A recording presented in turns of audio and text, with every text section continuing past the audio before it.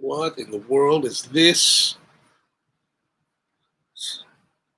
Hold on, everybody. Sorry, we got a little bit of a technical detail here problem.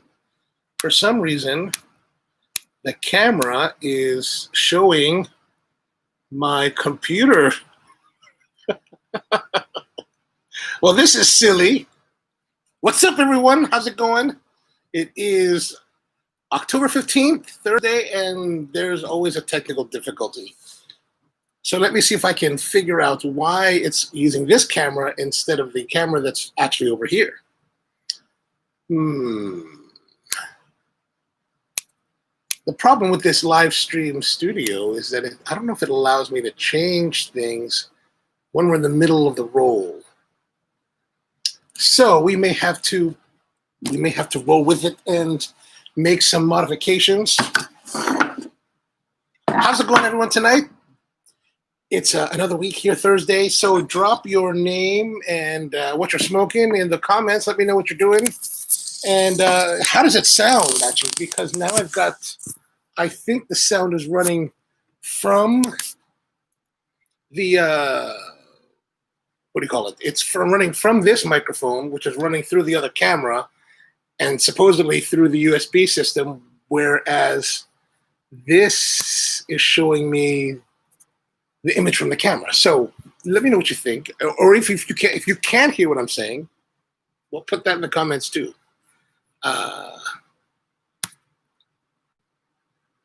don't know what happened here. There's always something. There's always some little technical detail that we've had perfect results. Did it to this before we started, and now.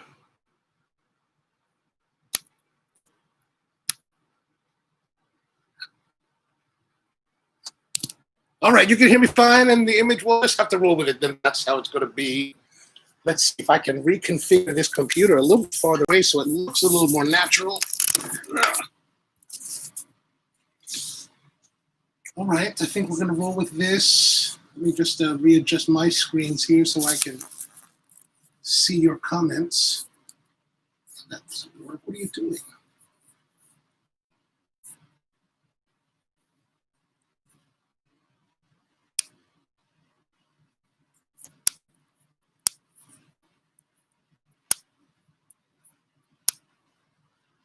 All right, so we're going to roll like this.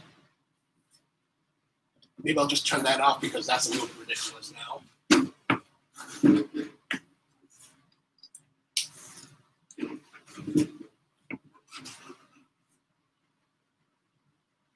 Too bright.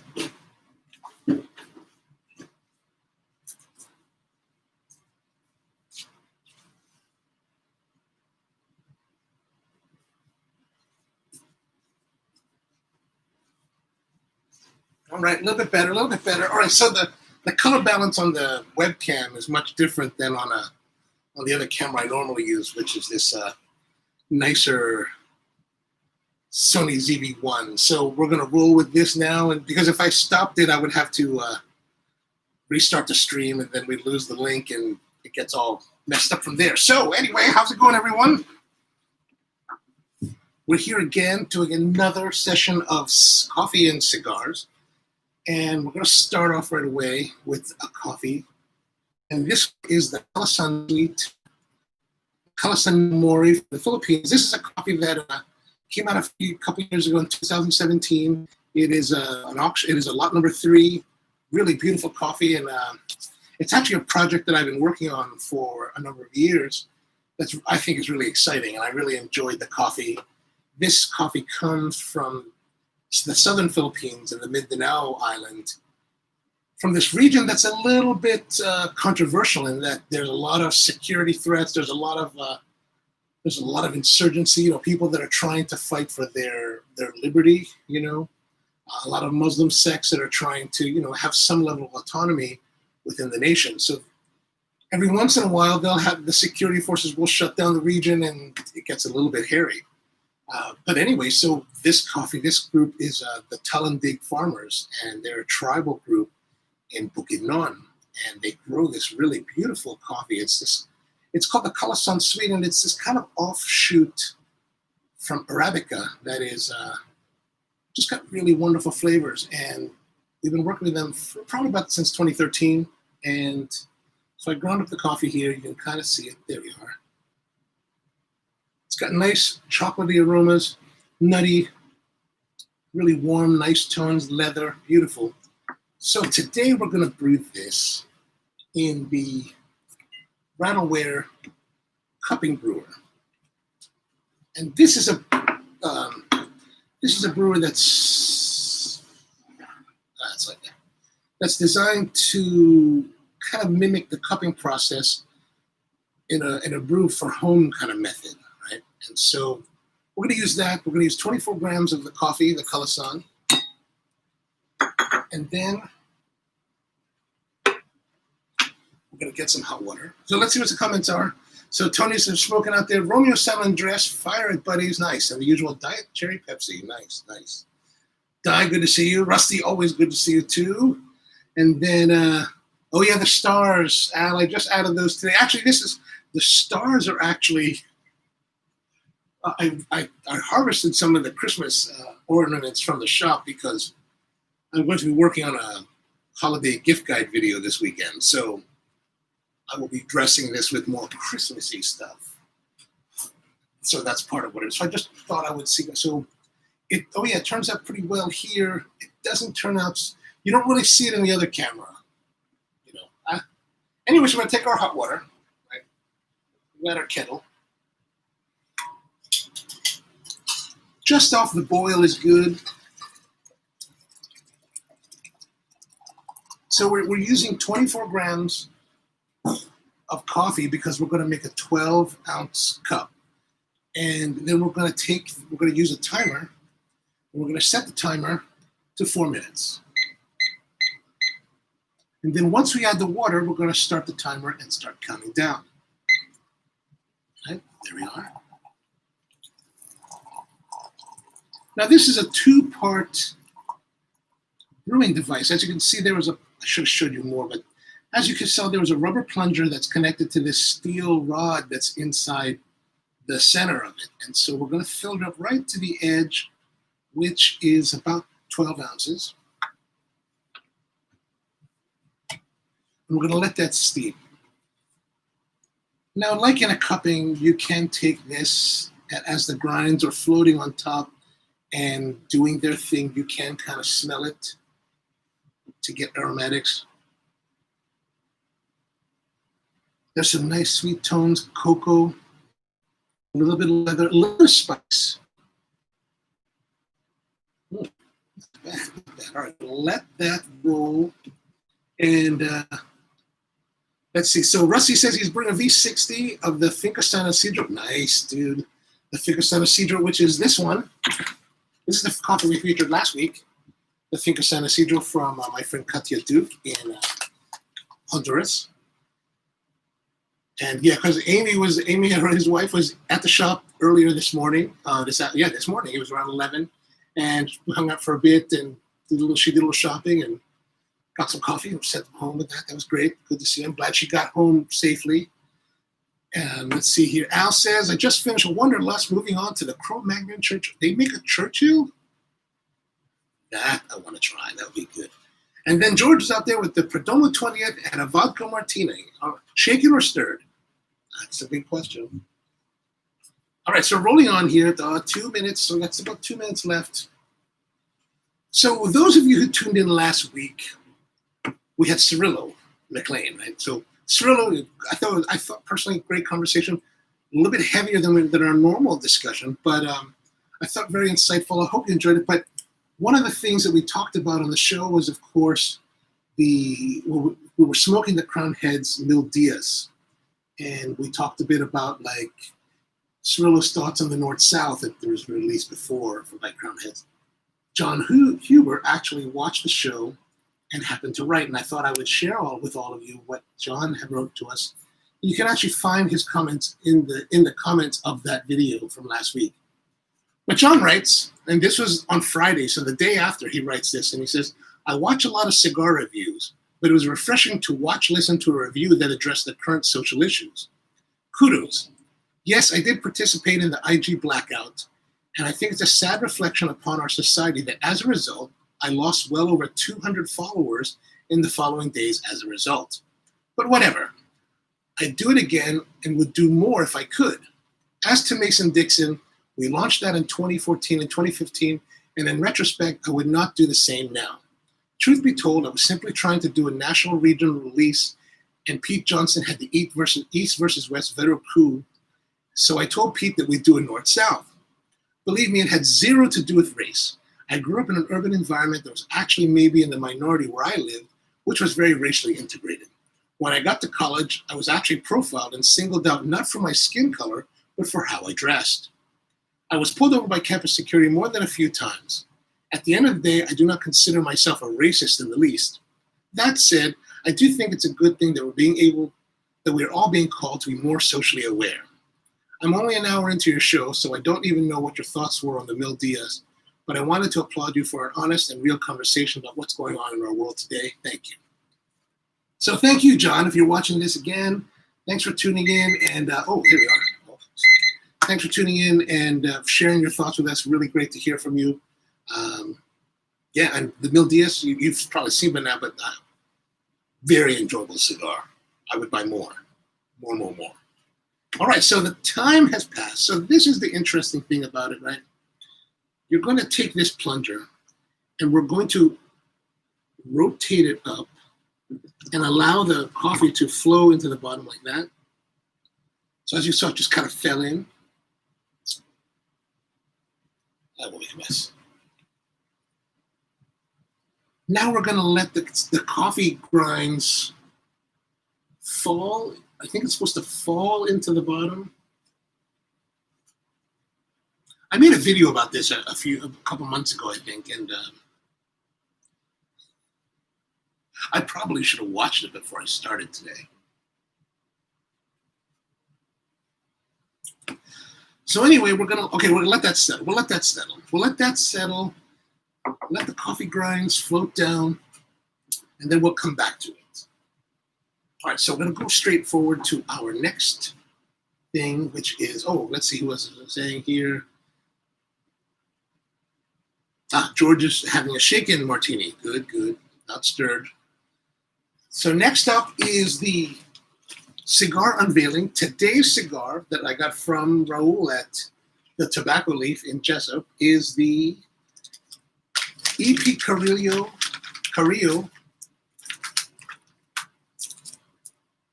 Pledge Sojourn.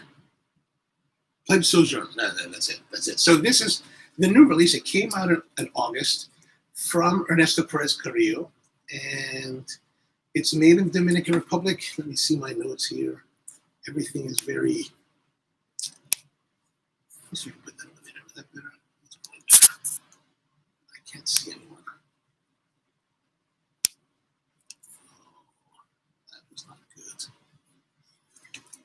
That was not good. Hang on, sorry.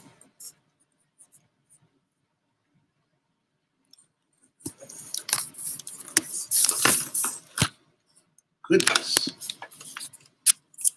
Sorry, we're just having technical difficulties. Can I move this? Let me see if I can move. I can't move that any further. That would be a problem. Oh, for God's sake. This is ridiculous. All right, we're going back closer. We're going closer again. And I can't see. The thing is, the way that I have this set up is that I've got the computer that I don't normally use, but I'm using today. Normally I print out the show notes and I have them sitting on the desk here. But today I thought, let me use the computer. I can do it all electronically and be all like fancy, and I can be like, Conan. No, that doesn't work out. I'm more like Jay without the Leno. All right, so let me see if I can. Whatever. No big deal. We're rolling along. Plus, my computer laptop, the hinges are loose, so they're always like. Go figure. Anyway, so I just need to see the notes. Let's look at the notes here. Now I can see them. So this is the Pledge Sojourn. It is a 6x52 Toro.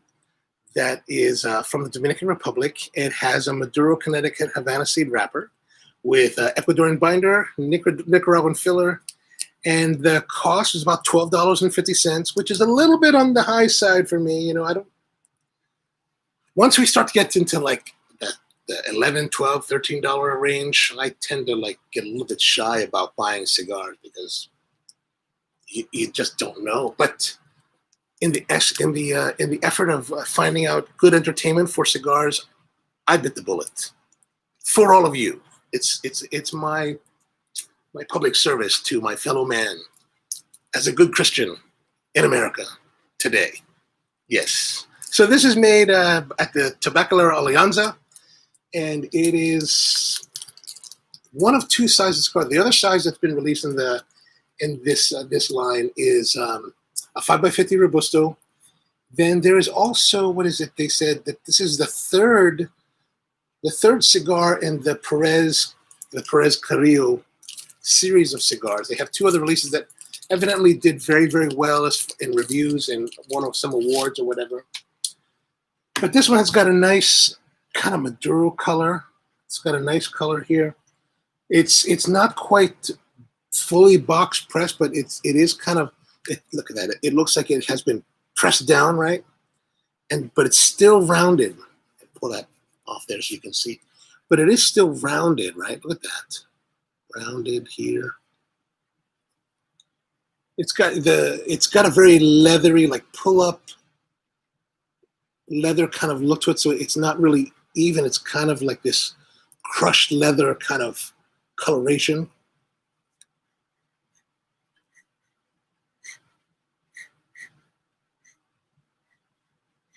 How many people would freak nowadays if you did this like this week inside a cigar shop? You grab the cigar. But oh, look at that. I even got some markings on it. Sorry. There's some spice, some leather aromas or fragrance. It's pleasant. A little bit of, that barnyard manurish kind of aroma as well. Oh, we need to cut. So the cutting, we're back with the Xikar MTX cutter. Oh, it's a little bit crunchy. That's not their fault. That's probably more mine. All right, so we cut that off.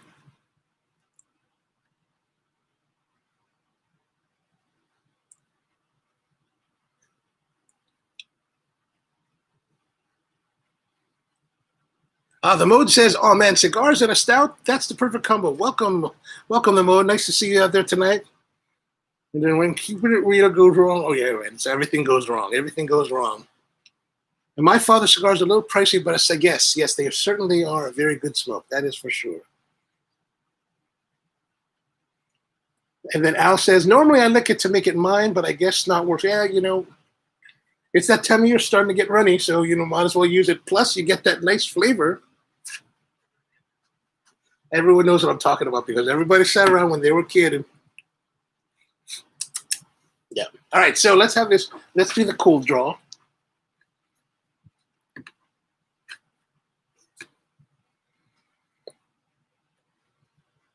So the cold draw is pleasant. There's a light, spicy, maybe a really, really light, like black pepper or maybe white pepper is probably more accurate, kind of on the tongue right here.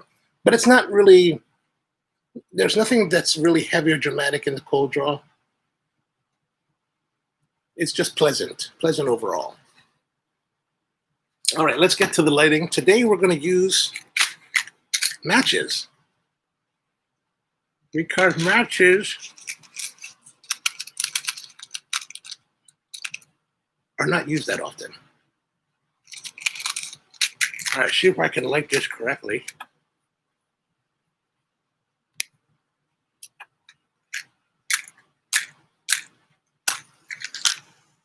Thank you to all of you who are tuning in tonight. Welcome. I hope you're smoking something good. If you're drunk, whatever you're smoking, drop them and drinking. Drop them in the notes. And now I burned that too far. Okay, never mind. Next one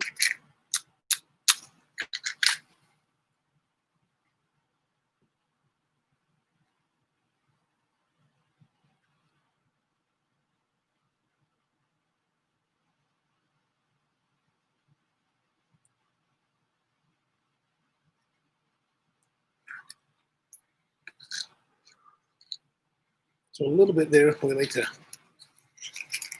get a little bit more on the upper side. This is 3 matches for the World Cigar Smoking Championship. I would have been eliminated.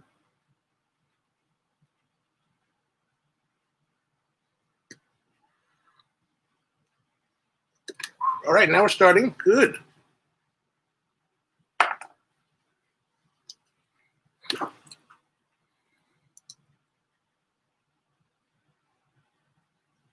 Mm-hmm. Yeah, nice. Nice. It's got a nice spiciness to it right away.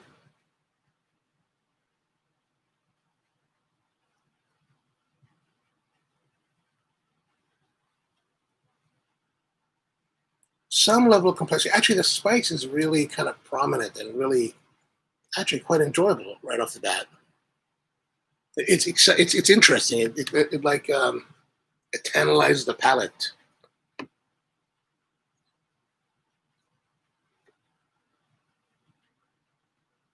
Yeah, that's good. And I think this slight compression of the cigar really kind of helps give it a nice draw. You know, the airflow runs well through it, so the draw is quite nice. All right, let's see how we're doing with this coffee that we're brewing up here. So it looks like there's still some floaters. Yeah, you can see that. Actually, it looks brighter in your shop than it is for me in person. So that just means that we're going to have to pick out some of the grinds as we go, or perhaps just swallow it.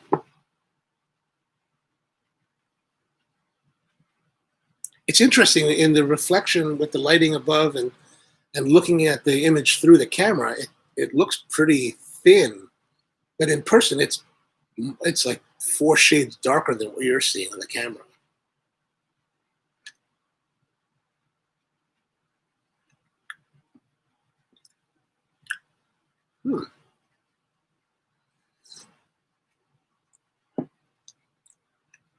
That's nice. It's got a nice sweet floral on this, kind of like a little bit of acidity, like a nice citrusy kind of character to it. There's this particular lime in the Philippines called the calamansi, and there's kind of that character to it. So it's really kind of interesting. And then there's a nice, the body is kind of light, but it's also rather creamy. So not bad at all. Very nice. So Al is asking, with this kind of brewing method, is over extraction a concern? Well, you know, so I guess I should have said, because this is what we call what we would consider a full immersion, and full immersion meaning that for the entire duration of the brewing process, we are leaving the coffee in contact with the water. Typically for this kind of brewing, we would do a very coarse grind of coffee, and that coarseness of the coffee, of the grind, slows down the level of slows down the rate of infusion of the solubles in the coffee into the water, right? So the finer you grind, the more readily the solubles will come out. So when you're using processes like your drip pour over kind of thing, or your drip brewers, you're using more of what we call a medium grind, because that's going to, well, the water's flowing through the basket, right? The water's flowing through the coffee through the entire time. It's never really pooling and hanging out and like steeping. So it's always flowing through. So we use more of a finer grind, a medium grind, in order to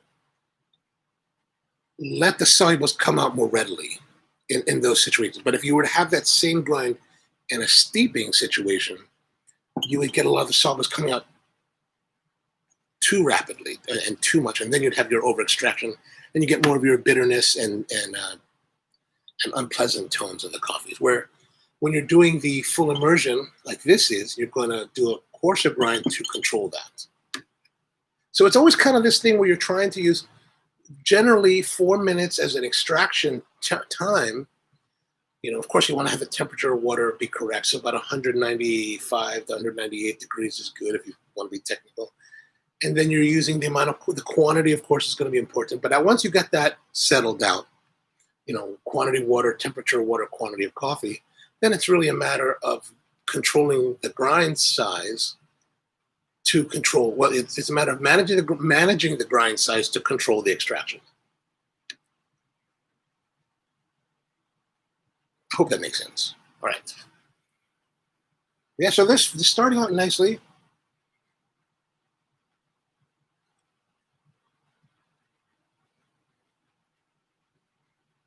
It looks a little bit hazy. I wonder if I can clean this a little bit. Better? No, not better. That's not better.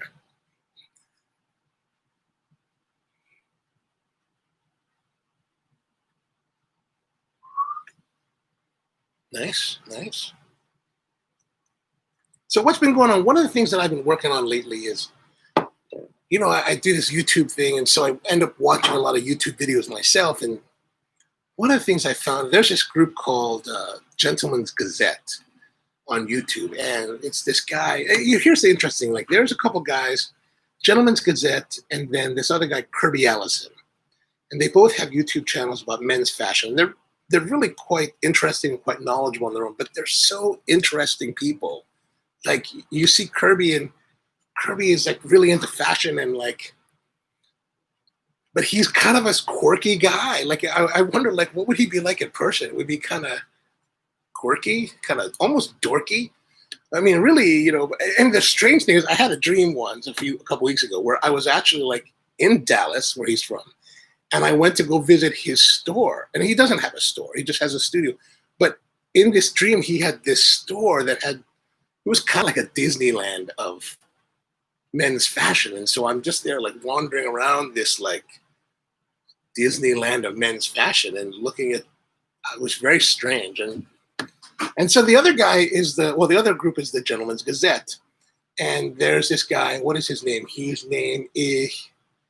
a German Spanish guy who lives here in America. And, like, his style is very much about, like, you look at his style, it's very 1920s suits, and they're really they're quite interesting. They talk about all kinds of things. But why am I bringing this up? Because lately I've been watching these guys, and for some reason the big topic has been, or that I've come across, is shaving. And as most of us will use, like, electric shavers or cartridge shavers, or maybe some of you guys are using the Dollar Shaving Club and all that. But Grace, hi Grace. But these guys are talking about how safety razors, double-bladed safety razors, ooh, cigars, bad for you. How double-bladed safety razors are, cheaper, in the long term, and provide a better quality shave and more interesting experience. And so I decided that, I didn't really understand how any of that works. So you see the double-bladed shavers, the double-bladed razors, and you're like, what is this all about? And for years, I've never even bothered with it. But finally, after watching these guys talk about it, they're so committed. They're so like, this is how men do it. I was like, oh, yeah, men. That's what I'm going to be. I'm going to be a man. So I happen to be at Wegmans, and there's this brand called Van Hagen. I think it's called Van Hagen. And they have a pack of a safety razor with 5 blades for $15. One of the things these guys were saying on their videos is that you could spend, like, let's say $50 to $150 just for the razor holder, for the safety razor. And, I was like, well, do I want to spend that kind of money right away? But this Vanderhagen, that's the thing. This Vanderhagen has this setup for $15. And then you see some of these pictures where, like, I'm going to presume you're familiar with it, but, you got the handle and the cap. And evidently the way that it actually works is that for a lot of the older ones, that you unscrew the stem and it separates from the cap, and then you place this double-bladed safety razor on top. You put it back together, you screw it back together. A little bit complicated. But this Vanderhagen one, it kind of spins at the bottom, and then the top opens like this, right? And then you drop the razor into it, and then you close it, and then you shave. So I tried that. I tried it. So far, I've done it like twice. The last day, I think, was on Monday or Sunday. With my growth for the last few days. The first time I was actually pretty scared because you really do have this just straight razor on your face, and the guys are like, you have to hold it at 30 degrees or you might cut yourself. And I did. I cut myself right here, I think. Yeah, I think that was where it was. But you're holding it, and like, that feeling of the razor, that really, really sharp razor that's on your skin. Like when you go to the barber and they cut and they shave the neck. And the first time you do it, you're like super sensitive. So you're like, oh my gosh, they're gonna like cut me. And that's how I was the first time, And so but it's a whole ritual where you sit there and you like get your high fat content shaving cream and your badger hair brush and your bowl cup, whatever you have, and you're doing all of this, right? You're doing all of this, and then you lather it up, and then you lather your face. But before that, you're doing this whole ritual of like, either you can use wet towels or hot water or take a shower to get the beard all and to get the follicles all open, and then you like then you start putting the shaving cream on you. And I've been watching some of these guys, and they got this super like beautiful like lather. The lather looks so much like it's like you took that stuff out of the spray can, right? That kind of really foamy thickness, and they say don't use those because the commercial ones don't have enough fat. So you want to use a really high quality one and make your own, and then. But I can't get it. My lather is much thinner, and I'm using this thing called. What is it called? There's just one. They call it the most super slick shaving cream around. It comes in a white bottle or white squeeze tube. Cremo. Cremo is the name of it. Did I practice on a balloon? No. This is the balloon that I practiced on. And so they say you can only use like the razors themselves are only good for like 5 uses, or maybe 3 to 5 uses, depending on how thick your hair is. And I don't know how much you guys use their cartridge razors, but I tend to use mine a long time because I'm a little bit cheap and I don't want to buy, because you go there to the store and you buy this 5-pack of cartridge razor and it's like, what, $30? You're like, oh my gosh, I don't want to spend that kind of money. I don't want to spend that money on cigars. How much more do I want to spend that on a razor? So, but you're doing this, and it's a little bit freaky. It's a little bit freaky, but as with anything, by the second time that I did it, the second week that I was doing it, it was a lot more comfortable, much more comfortable. Yeah, exactly. Looks exactly like fresh whipped cream. But it's really different. Like actually, the guys. So there's this other guy that's on the internet, on YouTube, and he's an older guy, probably a little bit older than me. And I think he's Irish or Scottish, and he's got the gray hair. It's all cropped. He's a kind of really thin, short gray hair. I forgot the name of his channel, but maybe it's some kind of shaving channel, and he owns this shaving company in Ireland. And he's like the man's man. Like the other guys are dandies. Like they're like dapper looking guys that are like all about fashion and looking good and wearing hair products. This is a guy that looked like he could like build a house, and he's talking about shaving. It's like, oh yeah, I want to be like that guy. And he's got the lather. He's got that really beautiful lather. But he talks about the bowl. So I have this cup, right? There's the shaving cup. And as I've been doing this lathering thing, I realized that I think the bowl is what you need because the bowl is wider, right? So the wider bowl allows you to, brush the lather and get better foam quality. So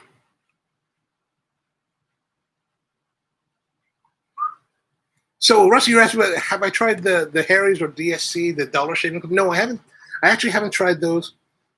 If you watch these videos from these guys, like the Gentleman's Gazette guys, they've created this shaving guide, this whole like shaving guide where they've done all these comparisons like pricing comparisons, and they've broken this chart of like all these razors and how much they cost.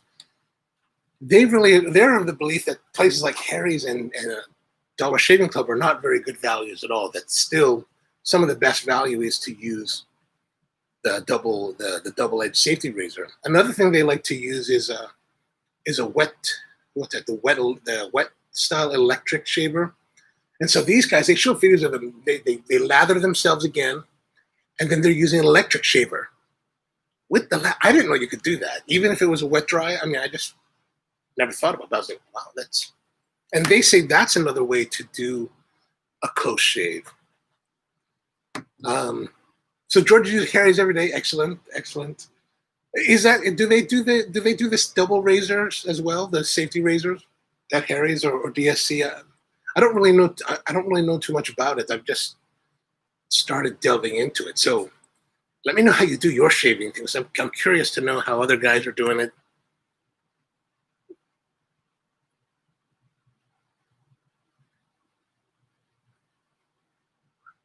So Reagan shaved with a razor in the AM and electric in the afternoon. Ooh. Maybe when I'm president one day, I can actually shave in both.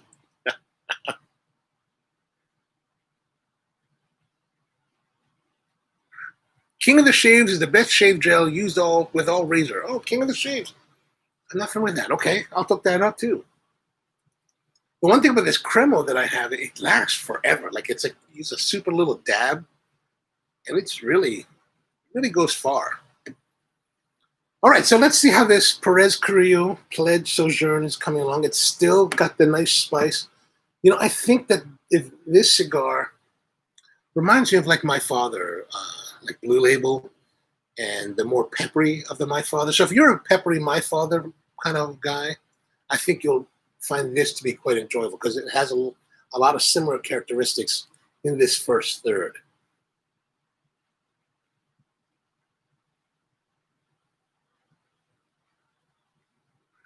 So Al says, sorry, but nope, something about a straight razor over my neck doesn't sit well. I hear you on that, man. Like, man, like I remember the very first time I started going years ago to this Italian barber in Timonium, this guy named Enrico. And he was always like, he was this old school Italian, like Sicilian barber, and he was always like talking and had really funny sayings, and it was really great to talk to. And he's like, you know, we love to shave the neck. We love to shave the neck. And then he talks about his razor, his clippers that he had for like 80 years or some craziness like that. He just had it rebuilt. But he was the first one the barber that I went to that really was about shaving the neck. And man, I remember the very first time, especially maybe the first 3 times that he did it, it was like, man, every stroke, I was just like just completely freaked out. I was like, oh my God. What is this? Is this gonna gouge into my skin? And so when I tried the straight razor, it must be almost 3 weeks ago now that I tried the double-sided safety razor for the first time. Man, it had that same like that really super sharp like razor feel that was just kind of like, and it's really interesting. Like, you know, when you have the cartridge razors and you're pulling on it, right? It just pulls, right? It's pretty smooth because the multiple blades are pulling on the different hair fibers. But when it's this solo blade, man, you can hear it. You hear that. And it's both a little bit freaky, but it's also like, oh yeah, I'm really shaving now. I'm like really getting it out. And then you're supposed to also like, let's say you do a swipe, right? And you feel and there's still a little bit of stubble. They always say to like reapply the foam, the lather, and then stroke. You don't want to stroke without the lather, right? Don't stroke without the lube. It's not really very good.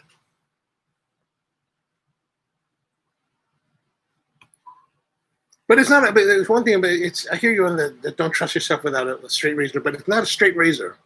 Like the straight razor is the one the barber uses, right? Like my barber, if I go to him and I say, "Hey man, I want to shave," he uses the straight razor, right?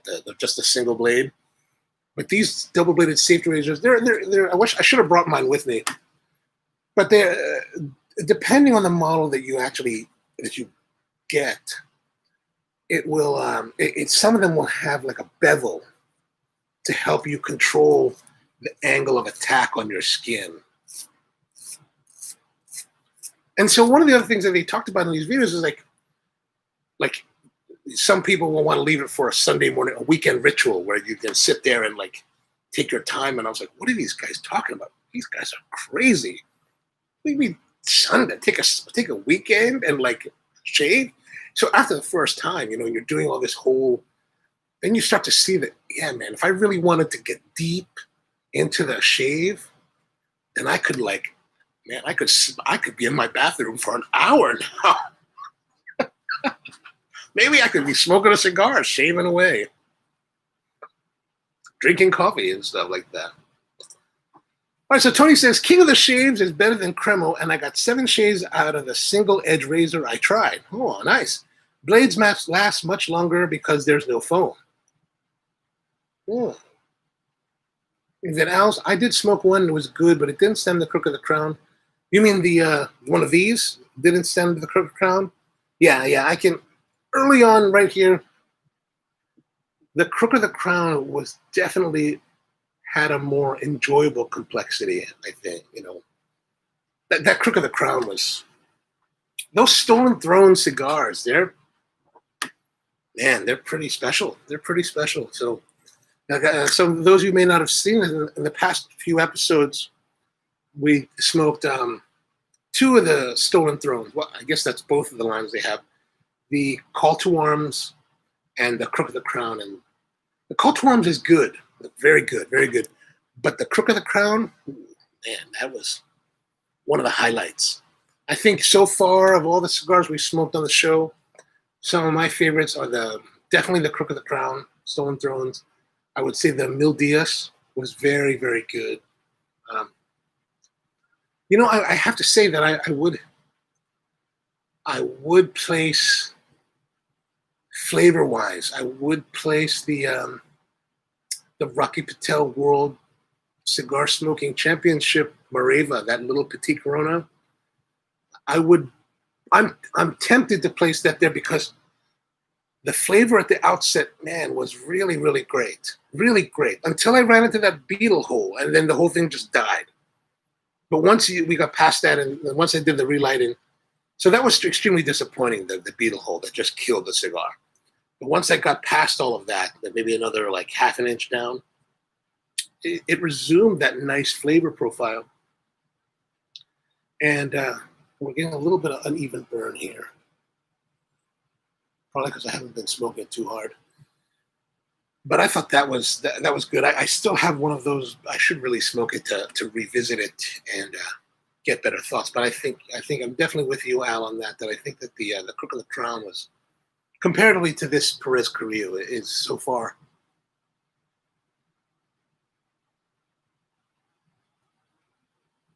So far, I would say it's better for sure. Like, not to say this is bad. This is not bad at all. This is better than I was expecting. You know, like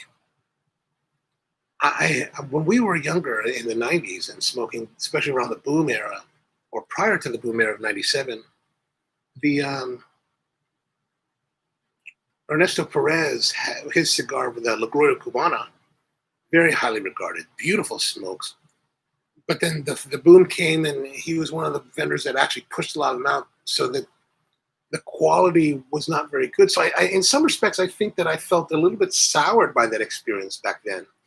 That's kind of tainted my enjoyment of, or tainted my my confidence in the La Gloria line and then the stuff that he's made. You know, I wasn't sure, but again, with this series of videos that we're doing, these live streams, I'm very open to trying whatever is out there, and this is really quite nice.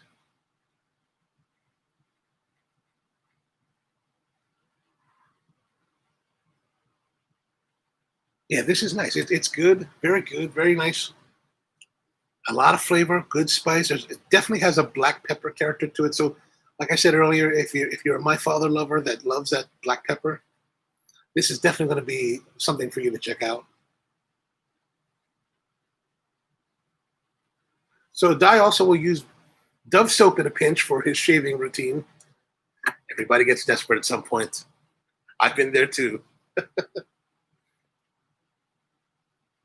And so George's been shaving his own head for the last 12 years. He misses the straightened razor on the neck. Maybe the attractive lady who cut my hair made it easier. That tends to make guys usually much more pliable when there's a attractive woman. If you need a barber that does the straight razor on the back of the neck, my guy Bubs he's just opened his new place called 2 Bits Barbershop in Hamden on 36th Street on the Avenue. Basically, it's across the street from my shop, and he opened a place there, and they do great cuts. Very kind of like more along the rockabilly kind of style. This whole new era of barber cutting. That's kind of their style ish, but they do a lot of the straight razor, finishes if you want to have that. And then they can even do if you want to do a straight razor shave, they'll do that as well. That's always fun.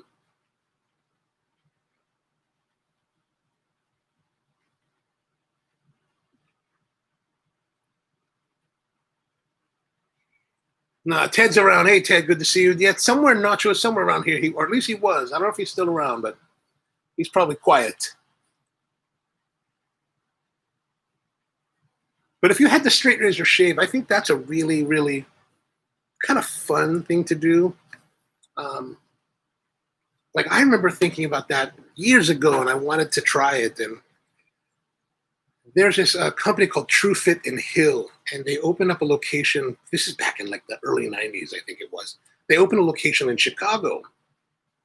And, it's one of those places that has the appointment by the royal family or some king or, not a queen, but, maybe one of the Prince Charles or something like that gave his royal appointment. And,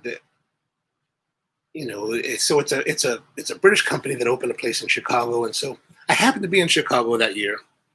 So I made an appointment. I went down there. I don't know if I had a haircut. I probably had a haircut too, but I wanted to have their shave because I never had, until that point, I had never had a proper shave. And, every once in a while, I'll find a barber that does it. And so that guy Enrico that I told you years ago in Timonium, he would do it.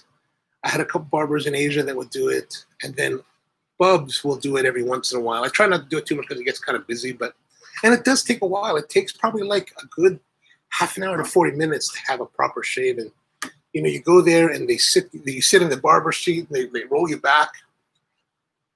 They cover your face with hot towels, and you're kind of suffocating because, hot towels covering your face, it's kind of hard to breathe.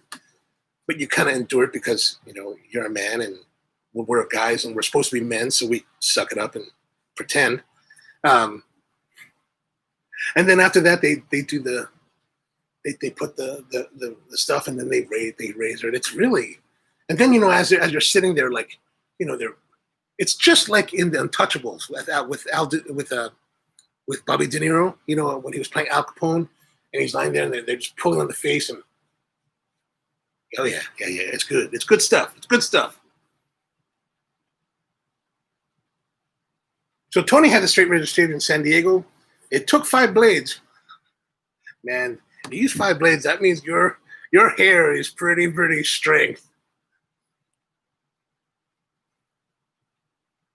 Yeah, but it's a great. So if you've never had it, I do really recommend giving it a try because it's really kind of a ritual, a ritual of passing for guys to try.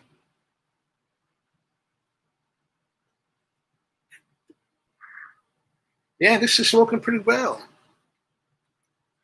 And the coffee, let's see how the coffee's doing.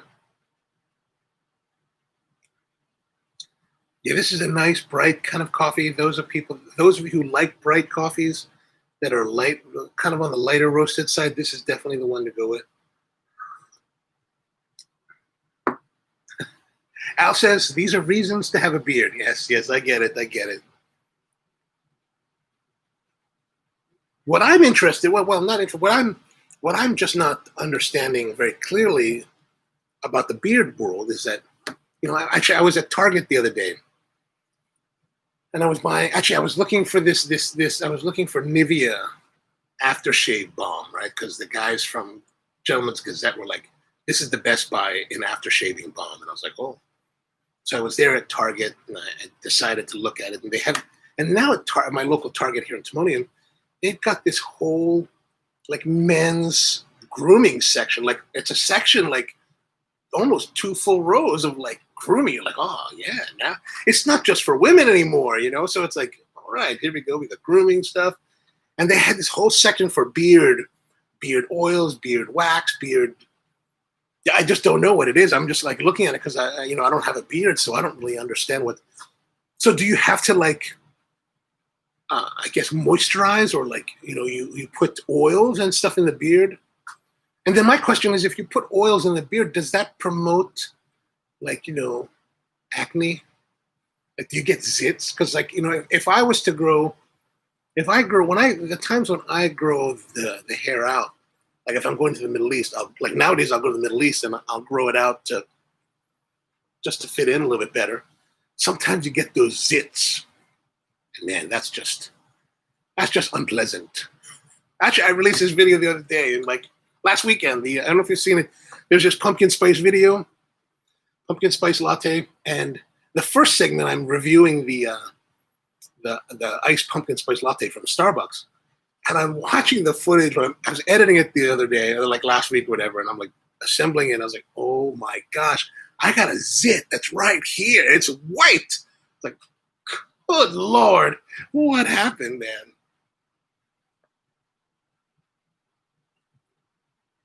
But, I just released it, warts and all. Ooh. So what's everybody else smoking in there? Like, if you're smoking something good, drop them in the comments so I can know. Also, if you have any suggestions for cigars I should look for future videos, drop those there too. I'd like to know. All right, so Al says, I do use a beard balm. Grave before shave. Oh, grave. It really doesn't do that for me, but it may for others. The balm has a little wax in it to help hold and tame the bad. So the wax, the beard balm is really just more about keeping it in order. Is that correct? I mean, that seems, so I go to the Middle East quite a bit this last couple of years, and mostly to Saudi Arabia. And those guys, the Saudi guys, they're super into their beards. Like everybody's growing beards. But the interesting thing, like here in America, we got these bushy, everyone goes to the thick beards, and they do that there too. But like, one of the looks that I see in Saudi Arabia are the Arab guys, and they've got the beards, and they're full beards, but they're really closely cropped, like they're short. And then they're really sculpted, like they like to sculpt the beard, and their barbers there are really like, they really know how to do that stuff. And so when was it last year before last, I was there, and I had grown mine out, right? I'd grown mine out as much as I possibly could. I probably had 3 weeks of growth. And I arrived in Riyadh, and I'm like, okay. So I told my friend, hey man, take me to a barber. Take me to your barber, and let's see what they get. And so it wasn't, because my beard, if I grow it out, it doesn't get very thick.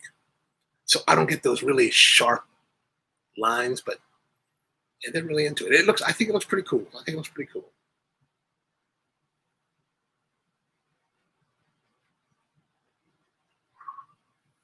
So you don't use the beard balm every day, but but when you're showering and you of course I presume you're washing the beard.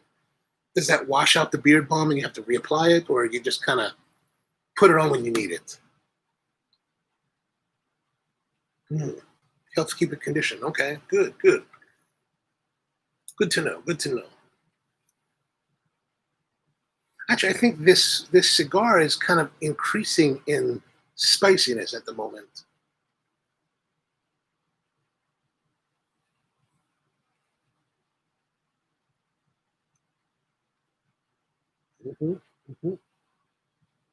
Yeah, it's actually increased in spice intensity.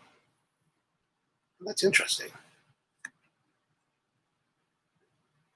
So I think I got distracted, but I was saying about the Ernesto Perez Carrillo earlier, is that after the whole boom, and with the premature release of cigars that were really green, and you had to lay them down for at least a year or some length of time, and maybe after that, they still weren't really equivalent to what the reputation was.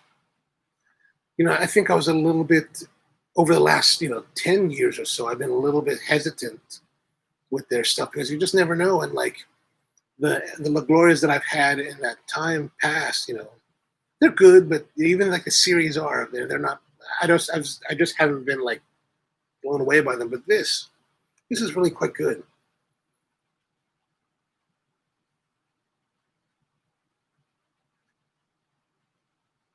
So Al says I normally use it when needed or when it says my beard or when Ari says my beard smells like cigar. Yeah, how are you able to get that out? Like sometimes, man, you do. Like sometimes you really can smell it in your hair. George, if you don't have any hair, so you don't have that problem. But man, sometimes you can smell it. It's kind of strange. It's kind of unnerving. Actually, the ones that's really unnerving is like, when you smoke cigars, right? You're washing your hands, and you think you're washing them really well. You're doing the whole happy birthday, COVID-19 kind of wash. When you dry it, and you still smell the cigar in your hands, like, damn it. So Mr. Jonathan Barbeau, I don't know if you guys know him. He was this guy. He's one of the guys from the Cigar Authority. So several months ago, he was on the show. He was talking about, how to handle cigar breath. And he had a really great. I thought one of the things that his suggestion was really on the money. He suggested using this thing called TheraBreath, which is a mouthwash. And I tried it. I've been trying it. I tried it, and I think the results are really good. It's a really easy. It's not like a Listerine that's really like alcoholic. That's really astringent.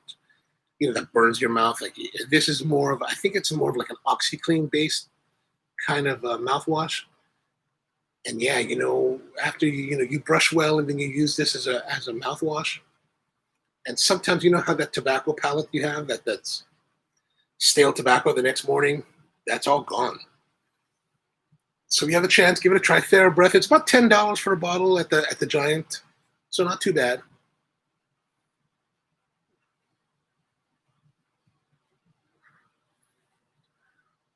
So Al, I wash sometimes twice and put it in bottom if it's bad. Yeah, gotcha. And George, I didn't know you had a goatee, George. Okay, I can't really.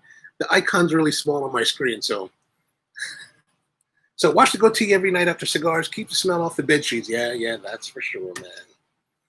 That's for sure.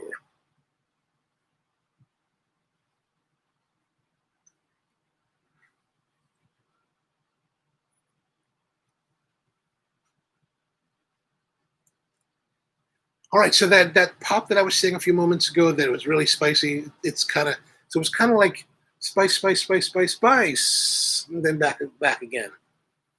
But pleasant, still enjoyable.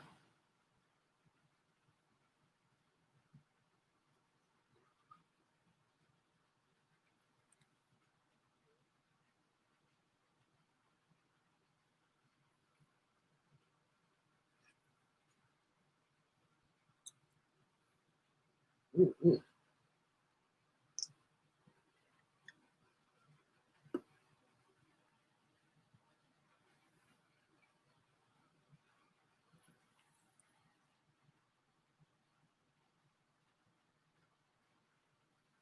I've got this customer who comes in fairly regularly. He's a younger guy, and he's worked in restaurants for most of his career, but recently he's left the restaurant business to get into wine importing.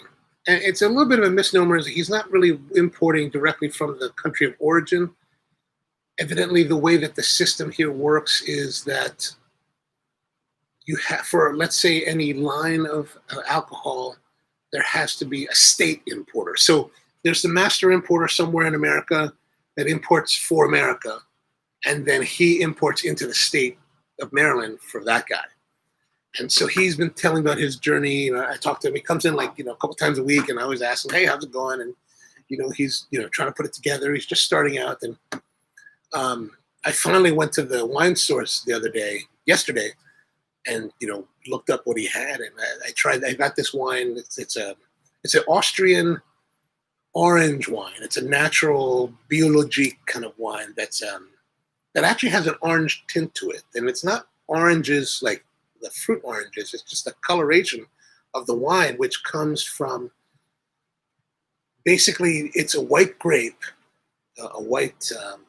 I don't know exactly this particular wine what the varietal of grape that they're using, but basically you take these white grapes, these which are green in color, and you basically press them and you leave them on the leaves, which means you leave them with the skins for the entire fermentation. So typically in white wine production, they'll press the grapes and then separate the skins from the liquid, where in this case, they keep the skins in the liquid.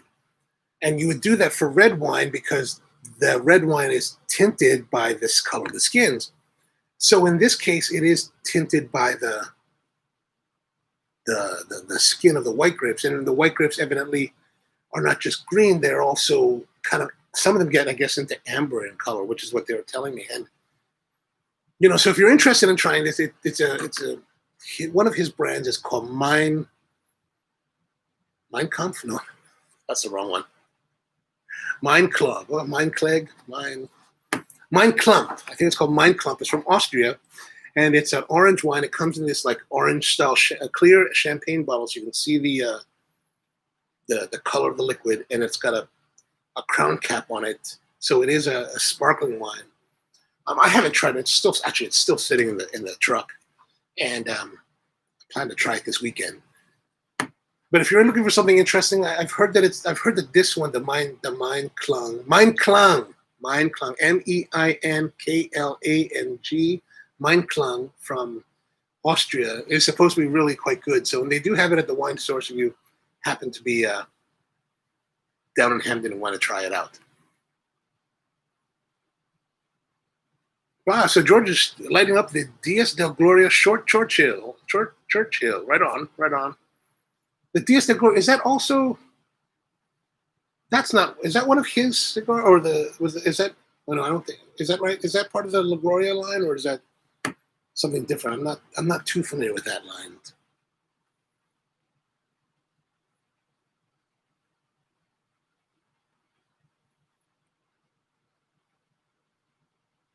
Which wine would you pair with cigars? Ooh, that's a good question.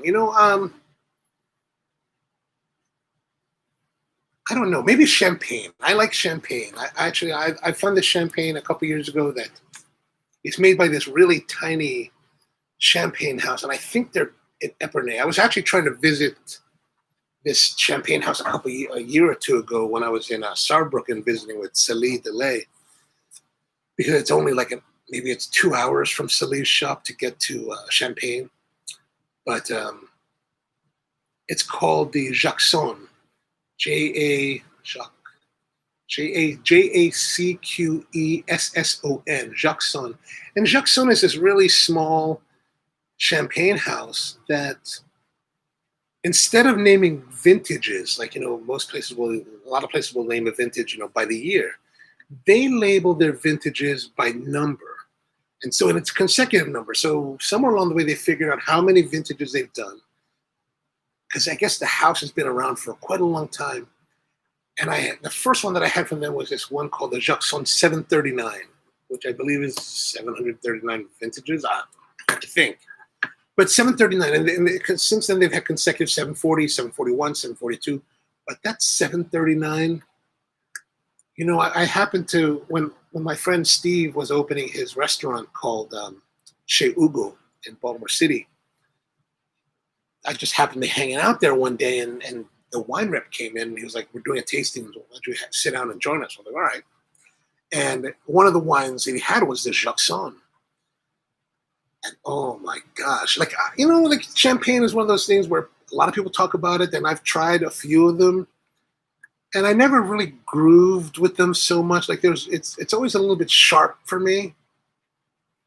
But the moment I tasted this 739, I was like, oh my gosh, it was just immaculate. From that moment that I left Chez Hugo downtown, I drove straight to Hamden, went straight to the wine source, and I asked them, "Hey, do you have this 739? They're like, yeah, we have one bottle left. I was like, I'm going to take that bottle. I'm going to take it with me. And so I've had this bottle, and so I've looked for more of it. It's a little bit hard to find because now it's probably like 3 or 4 years old now. And I've had the 741, and that was good. But man, it wasn't, there was something luscious about this 739 that, oh my gosh, I just kind of like, that's the dream. That's the dream champagne right there. So I think champagnes overall are fun to drink as far as wines. Maybe, I'm a kind of guy that I've come to the point where I've accepted the fact that I enjoy more fruity, accessible wines. So I tend to gravitate more towards lightly fruity, like Gewürztrainers and Rieslings. A lot of German wines are what I've been really enjoying lately. There's this one French wine that I do like called the Chambord. It's a little bit difficult to find. I actually ended up finding a bottle at this wine store that's in Ellicott City. I just happened to be wandering around Ellicott City for some reason about last winter. And I went into this, about a year ago, and I went into this wine store there, liquor store, and there it was, Chambord. I must have you. So that's good. I also like, so when it comes to reds, I do enjoy I really have a very strong weakness for the Chateau de Beaucastel, from Chateau de Pape. Man, if I see that, I just want to have that. And then, but the problem is, it's a Chateauneuf. It's a full Chateauneuf, so it's kind of pricey. I like that softer kind of red, that more easygoing red. I still do like, and then the other one that I like is also the Beaucastel, that's their Coteron, the Côte de Beaucastel. I think that's a wonderful wine. Then I also like big fruity wines. Like there's some Cabernets that are nice, but what I remember, like in 2005, there's a winery called Pezzy King in, I think they're in Sonoma Valley. I went to visit Pezzy King a couple years ago when I was in Napa. But by this point, they had actually steered away from this particular wine. So back then in 2005, they were producing this thing called the Old Vine Zinfandel. And it had beautiful, juicy fruit. And man, Woodbury Kitchen had it. And so we went there. I think we basically cleared them out of their entire inventory of it. So I like that. So Al says, I'm the complete opposite with a full old, there you see, old vine reds. Yeah, if you can find that 2005 Pezzy King, oh my gosh. If anybody has that lying around, man, that is my jam. It's real jammy, so it's my jam. And if I can find one, I'll go with the finish of the, I didn't know they were doing that in bourbon barrels. And then Tony says he likes the deep reds, the Meritage, and the Cabs. Yes. And then does like the bourbon cask reds. Yeah. And Red Zin from Rusty. Yeah, absolutely. One of my good friends who's from Hawaii it's part of my cigar group from Hawaii, now lives in Napa. And he works for Freemark Abbey. And he kind of runs their production at Freemark Abbey. So he's always posting about, their production running, when they're bottling and they're pressing and all that. And I've gone to visit a couple times, and I'm always like, man, maybe you can find a way to slide me a La Coya. And, I've seen the La Coya in the bottles, and yeah, I don't know too much about it. I only know about the La Coya because he's told me about it, right? And basically, it's supposed to be one of Jackson Winery's like highest grade wines, and it's from this really like particular part of the mountain. And it's pretty expensive. I think it's really hard to find, and it's pretty expensive. So this 60-gallon barrel, I think I took a picture of it and put it on my Instagram. I think it's worth like $700,000. It was some ridiculous amount. I was like, I could roll this out of here. But I would like to try that. So George says, I'm a red fan. My favorite is Alexander Valley Cab. Oh, yeah, that's good. Have you guys tried, if you like the reds, have you tried one of the Cabernets that I really, really liked was from California was the what is his name? There's a guy, he's done a lot of consulting with a lot of the different wineries. I said, oh, Paul Hobbs. Paul Hobbs, man, his stuff is, again, a little bit pricey. You know, actually, I bought a couple bottles with my old girlfriend, and like, when we broke up, she had the bottles, and I was like, that's the one thing, that's the one thing I wish I could get back. You can leave me, but please leave the bottles. Oh well. But Paul Hobbs, that's a good one too. I like that. And Brian says $40 Jackson is great. Yes, yes. And Jackson's one of those interesting ones where, like, they're big enough, so and they do a lot of different wines. So in some respects, they kind of get a little bit of disrespect, where it's like, oh, they're just another big, like Carlos Rossi kind of thing, But then they've got their boutique wines that they do, and man, some of their boutique wines, like some of the stuff that I've had from Freemark Abbey, is just beautiful, beautiful stuff.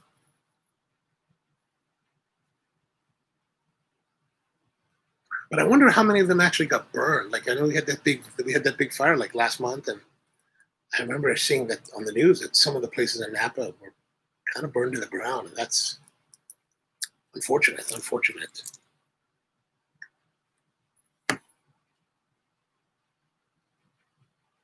I used to like Camus, and like the Camus Conundrum when it came out years ago.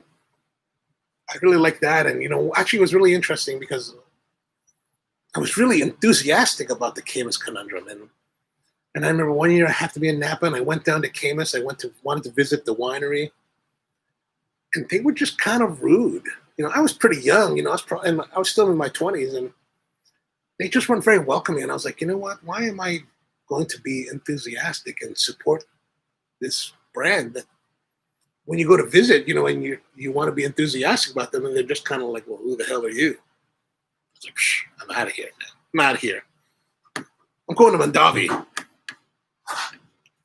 Actually, if you do go to Napa, like, I think Mondavi, like, now that even though that Mondavi now is a really huge brand, and like they do all kinds of wines, I mean, I think, over the years that I've been, Mondavi, I think, has one of, if not the best visitor tours in Napa Valley. So if you go to Napa, I think a stop, especially if it's their first time, you've never been, I think a stop at Mondavi is like a must do, because they really got it down. Even like in the late 80s when I started going there, they had the tour down. They were like showing you everything and telling you were like all excited about the product, and they're giving you free tastings, and well, a lot of people do that, but it was just really, I think it's really a great tour to do.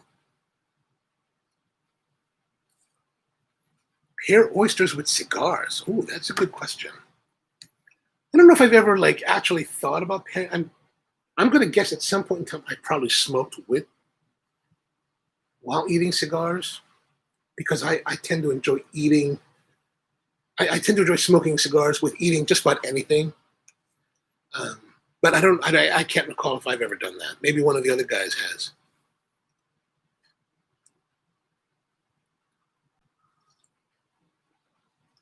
I tell you what, one of the most stunning pairings that I ever had is I was in Bangkok, Thailand. Probably this is like 2014. I think I was there, and I've got a couple of my really good friends live in Bangkok, and one of them's a really big cigar smoker friend of mine from Hawaii originally, and he lives there now. And he's been there for many years, so he's got a whole group of cigar guys that he goes out with. And this one night I'm there, and we go to this place called, there's this Cohiba. Essentially, it's a Cohiba house. Like, it's a house that's a smoking club that's run by Cohiba, I guess, or maybe La Casa de Habano, or whatever it is. But it's beautiful. It's gorgeous. Like this beautiful multi-level house with multiple rooms and beautiful women serving you. And I mean, it's full service. Well, not that kind of full service, but they're getting your cigar, they're showing you the cigar, you're selecting the cigar, then they're cutting it and lighting it for you. It's really just a wonderful time. They're bringing you drinks. But one of the guys there, he was like, I want you to try this cigar. So he gave me a Monte Cristo No. 2 Habana. And, it was definitely one of the really nice versions of the Monte Cristo No. 2. So it was a really great example of it, not like some of the stuff I've had that are just But this one was really great. And then he was like, you need to try it with this Speyside Scotch. And if you look at my Instagram from that era, I actually have a picture of this of the actual Scotch. I can't remember the brand name, but it is one of the Speysides. And he was telling me that the saltiness of the Speyside matches beautifully with this cigar, the Monte Cristo #2. And I was like, oh, I'll give it a try. All right. So he gave me a cigar, gave me some Speyside, and man, the way the flavors of the cigar and the way that the saltiness of this Speyside, it was the clearest pairing that I've ever had with cigars ever. It was really, really stunning. Stunning is the best word to describe it. Like, as I would sit there and puff and sip, it was just like this beautiful match that I've never had it before. I've never done it before. I never experienced that before. And I really haven't taken the time to try that since. But man, it was stellar. Stellar.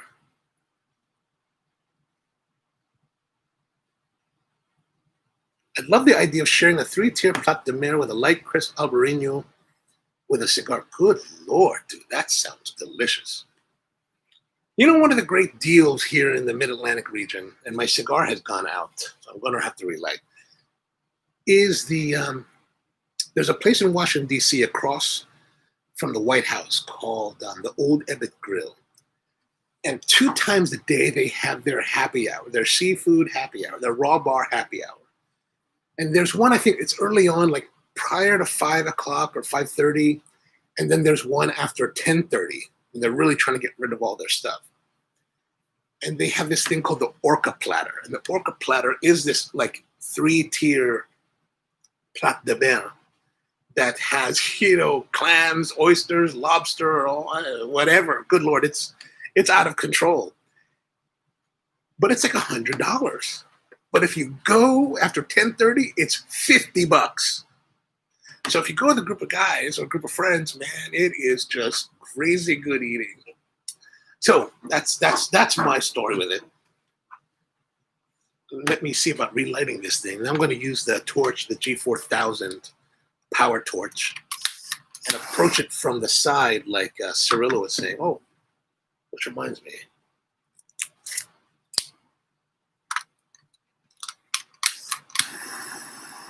So we're supposed to go from the side, not too harsh.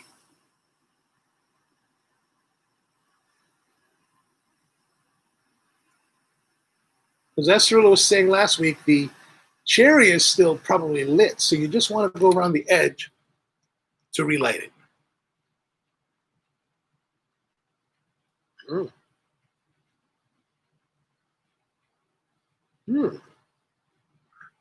That works really well. I tend to be one of these guys where I'll squeeze it and pop the center out so I can get like past the charred stuff and get into fresh tobacco, but it also creates that crater. And then I'll light it, shoot it down the center, relight it. It's a little bit acrid, and then also like the problem with doing that is that now you've got this ash that's like lit, and it's every time you puff, it's like for the first like few puffs, it's like billowing everywhere and putting holes in your clothes, and that always sucks. Oh, nice. There we go. So George says, not a white beer fan, had the Yuengling Hershey Porter. The Yuengling Hershey Porter, nice. I don't really drink too much beer because mainly I've got to this point where I've discovered that beer tends to be one of the catalysts that launches my gout. And it's a stiff price to pay, just for a beer. So I've kind of like gravitated away from beers over the last like 10 years or so. There's only a couple times that I'll go for the beer. Like there's this place that I go to in Heidelberg, Germany called Brauhaus Wetter that my friend Camilo introduced me 2 years ago. And they, especially you go there like this time of year, like especially in November, when you've got this kind of like Christmas Bock. They have their Christmas Bock. That is such a delicious beer. Like, if I'm there in Germany, then I'll go to Vetter and I'll have a liter or whatever, and I'll risk the gout and I'll just hit it with steroids to like beat it. which is bad for you. You should never do that. That's really not a smart way to do it. But man, it's that good. It's that good. All right, so Al, the Rusty, the only time I had cigars and oysters were char-grilled oysters, not really a pairing, more of a tailgate. Ooh. For me personally, as much as I know that people love the grilled oysters and the oysters Rockefeller and all the cooked oysters, I find them to be nice, but I really do enjoy the raw. I love it raw. Man, there's like we used to get I used to get oysters from Virginia on Christmas time, just a whole bag. We just sit around chucking them, eat, chuck, eat. That's good times. That's good times.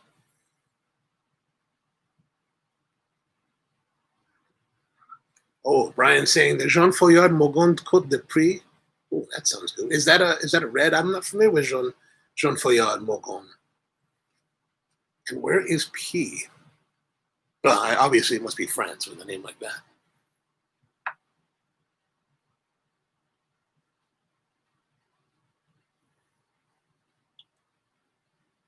And then Rusty's like, my 30th birthday was spent in the city eating at the bar at Balthazar. Oh, man, Balthazar. That's a good choice. I got a 3-tier with a bottle of the bartender thought it was crazy. Wait, were you by yourself? Like I'm at the bar, I'm by myself, I want a bottle of champagne and the Plat de Mer all alone? Because that is crazy. That is crazy. Okay, so and Brian is confirming, yes, the Jean Foillard is a red French wine. Yes, all right, I'll check that out. I think I went to. I've always wanted to go to Balthazar. I don't think I've actually eaten there. I think I might have.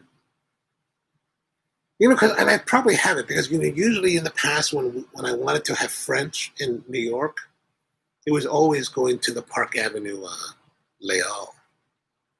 Because man, their food, Les Halles. I just like the Les Halles because Les Halles was always very kind of like rustic and very simple. Not you go to other places like in DC, there's a newer place called Le Diplomate, and really good, but a little bit more fancy, a little bit. And then even like locally, there is Petit Louis, which is very good also, but it's also kind of nice. Where Les Halles wasn't really like, it was nice, don't get me wrong, but it wasn't like nice. Like it wasn't like we're fine dining. It was more like we're just here to eat. I've always loved that. And so, yeah, I would love to go to Balthazar. I think Balthazar is probably in the same vein, but the last time I was in New York that we had French, we went to Le Coucou, which was, ridiculous. And so if you ever go to New York and you want to, they call it a brasserie, but I guess the food is brasserie style food, but it's like it's really elevated. And I remember we went there, and it's really difficult to get in because it's super popular. It's down in the Bowery, and it's one of those places that is hard to get in. So I was there a couple years ago for the Star Chef conference, and everyone was talking about it. They're like, "Oh, you need to go check it out." So I was like, I told my friend Tony, who was on the show a couple weeks ago, I said to him, "Hey man, let's go check this place out." So it's like 10:30 at night, and we went down there, and I was like, "Can we get a seat?" And they were like, they kind of made us wait a few minutes, and then they let us sit down, which was cool. And then, man, they gave us this. They gave us the menu, and one of the items was the filet mignon. And I was like, I don't know if I want the filet mignon, man. They were like, no, you need to think about it because they do it with this bone marrow and foie gras, and man, it was wow. That was the best filet mignon I've ever had. It was well worth the effort. Yeah, baller. Yes, thank you very much. By myself, Emu. Oh man, that is baller. That's very baller. Yeah, man. So did you finish the Plat de Mer and the bottle of wine, or and were you wasted at the very end of it? That's like Brian and I went to this cigar dinner with tobacco leaf at Ruth's Chris last night, and it was the featured liquor was Whistle Pig, and so they had different flights of Whistle Pig and a couple cocktails, and then like 3 flights of like 10-year, 15-year, and then the last one was I can't remember the last one, but Oh, is it one of the barrel age kind of like? Oh, it was the three different barrels that they blended together. Man, yeah, I could feel it. I could feel it. It was a lot to drink. And Brian says, "In Monday membership, half off the wine." Oh, half off the wine. Wait, membership where?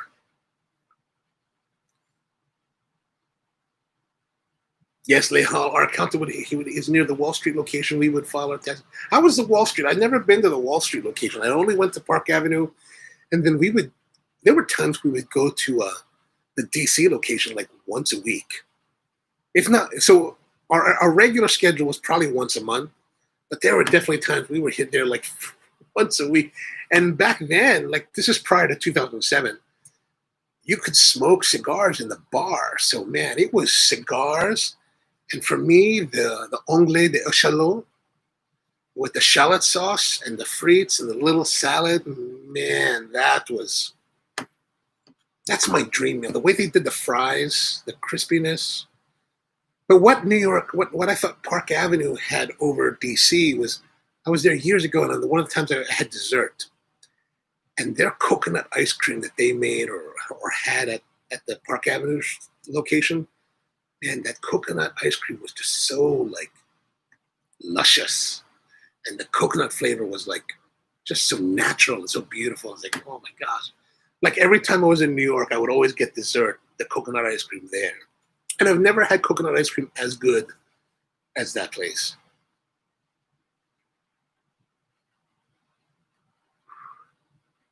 So Rusty says, for the Plat de Mer, it took a while. I sat for a long time, paced myself.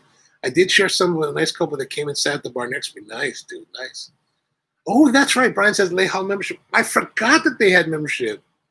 I forgot about that. I don't know if I had membership. But oh, those are good times. And I miss those times. I miss those times. Sadly, they closed the restaurant. Was it 2012 or maybe early, maybe 2010? And then eventually the whole chain went down. What a shame. What a shame. So the cigar smoking pretty well. It's smoking a while. I'm enjoying it. There's good pepperiness. There's good spice. It is a little bit on the one note, like it's kind of been, with the exception of that bump in the pepper at that one point when we talked about it. It's been relatively static as flavor goes throughout the whole thing. So it's not like, what was it, the stolen thrones, the crook of the crown, that really kind of changed its flavor profile as you smoked it. This one,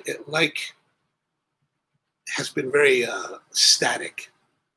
What was the one that we did 2 weeks ago that was kind of like that? The Fonseca from my father. That was also a very static flavor profile throughout the cigar, which is not a bad thing necessarily. It's especially if you're enjoying the flavor profile and it maintains it through the whole cigar. That's a great thing.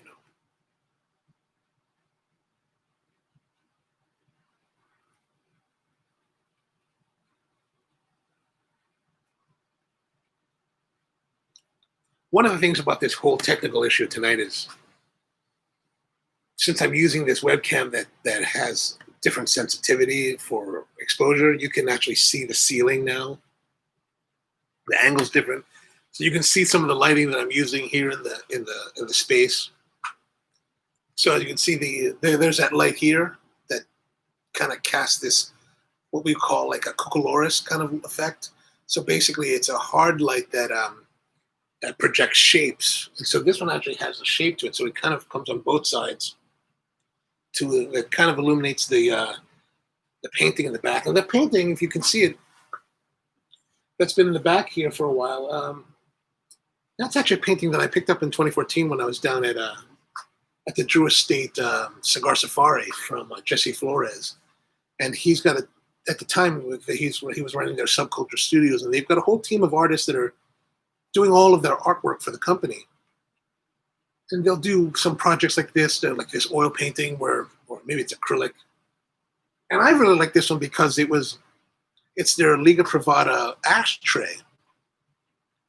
And I thought the way they handled the glass, and it's a crystal ashtray, so the crystal, the way they did the crystal, it's hard to see, I know, from this distance, but I really like the way they handle it, and I liked it enough that I bought it. I didn't know what I was going to do with it, and it's been kind of sitting in the corner of my house for like years.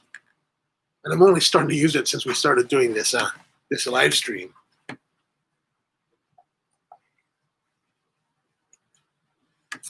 Because I don't know what I would do with, like, you know, cigar art's kind of a strange, to me, for me, a strange, cigar art's a little bit strange. Like, you know, it's at, I don't know where I would put it.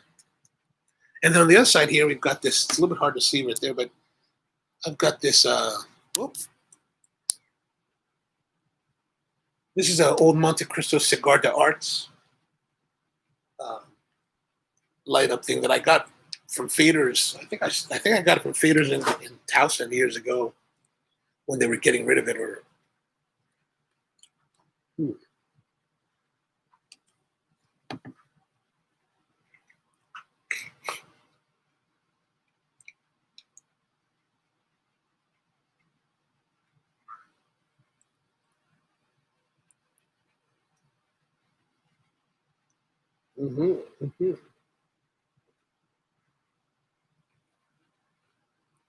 Yeah, that's pretty good. That's pretty good.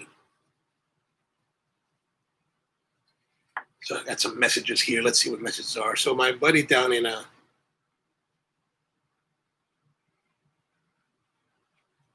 I got a message here from Brian. Brian says that we lost your signal. So did you guys lose signal at some point? Or have we lost signal completely?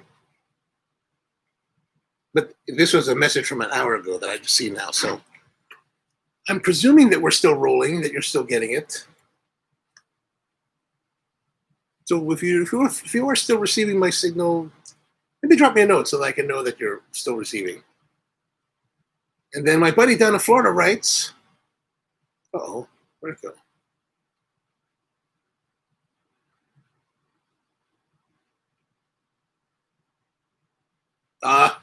It's just Bud set up. All right. Is there a weird local Hawaiian hot dog? So my buddy down in Florida has a place called Volta in Gainesville. It's a cigar shop. It's a coffee shop. Really great coffee shop. So if you're ever in Gainesville, Florida, Volta Coffee and Tea, probably, in my opinion, one of the top operators in America. And he's still doing their hot dog of the world event on Sundays. One of the bakers asked if there was a Hawaiian specialty. Google only has a cliche gringo takes. Yeah, so there is a, over the last, I don't know, 15 years or 10 years, there's been a place called, it must be 15 years now, Puka Dogs. And they're these guys that take like a hot dog and they have this bun and they stick it on this spike. And basically it's a Danish hot dog, you know, what you get in Copenhagen, where they have these big sausage style hot dogs and they have this bun and there's this spike, this like, you know, heated spike. You stick it on there and you heat up the bun. You pull it off. You put the bun inside you put the dog inside the bun. Well, you put like a bunch of sauce, like I don't know. You put sauce, mayo, and ketchup, and then you jam it in there. And that's a big thing. But somebody exported it to Hawaii, and a lot of people over the last 15 years like, oh yeah, it's this Hawaiian hot dog, but that's just a load of it. There's no such thing as a Hawaiian hot dog. That's some crazy like tourist bringing that stuff in. Okay, good. We're still rolling. That's good. That's good. Let's see how our coffee is doing. The coffee's still light, refreshing. Speaking of coffee and like cool, I've got this. A year ago, I started this project where I got an old whiskey cask from Old Line Whiskey, and I actually took some cold brew coffee that I brewed up in a heavier concentration, and I kegged it in this barrel. And really, I was intending just to do it for a few weeks, and I actually made a video about it on this channel that from a year ago that talked about doing it. It's one of the very first ones that I started doing, and it's really, really crude and rudimentary. Shot completely on iPhone and shot completely stream of consciousness, so there's no editing. It's just real simple, no lighting, no nothing.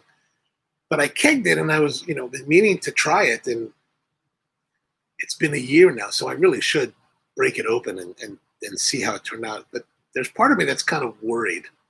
Like, has there been bacteria built up inside the keg? Because it's really just coffee. There's nothing. It's not like there's alcohol to prevent that, like you would in like a wine or liquor session situation. So I've kind of been avoiding it all summer long because like, oh man, I don't want to get ill from it.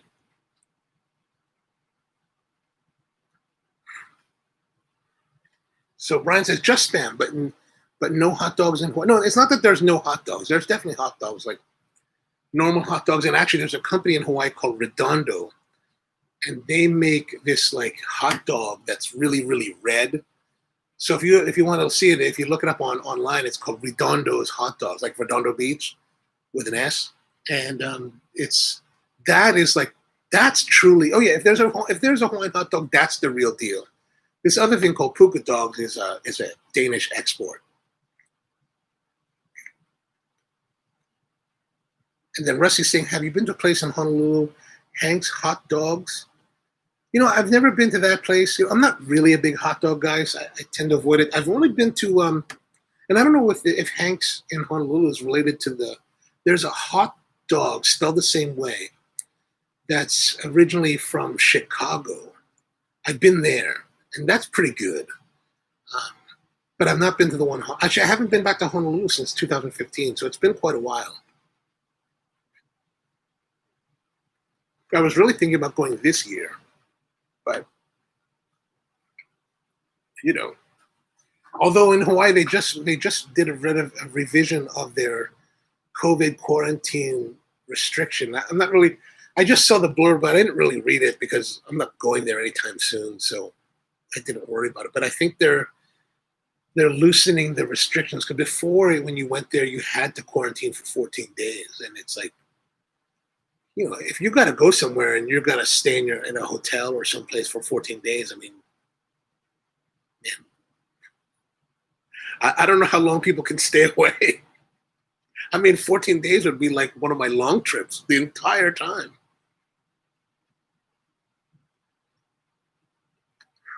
Brian says a free hot dog is still a hot dog. Well, that's very true. That's very true.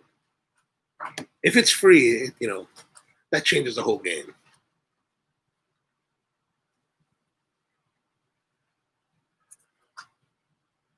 So this is smoking pretty well, and I'm not really smoking any. I don't think that I'm smoking materially slower than I normally do, and this is lasting a pretty good while. I mean, we're running at right now. The total time of the show has been just under an hour 40, and probably we've been smoking this for at least an hour 20, hour 15.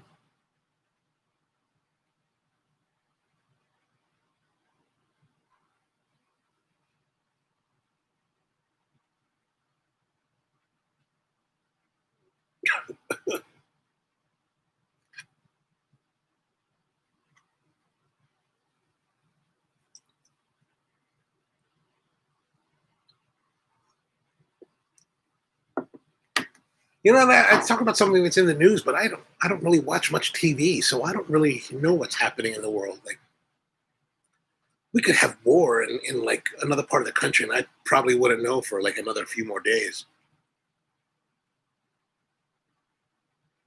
Evidently, we've had a lot of hurricanes.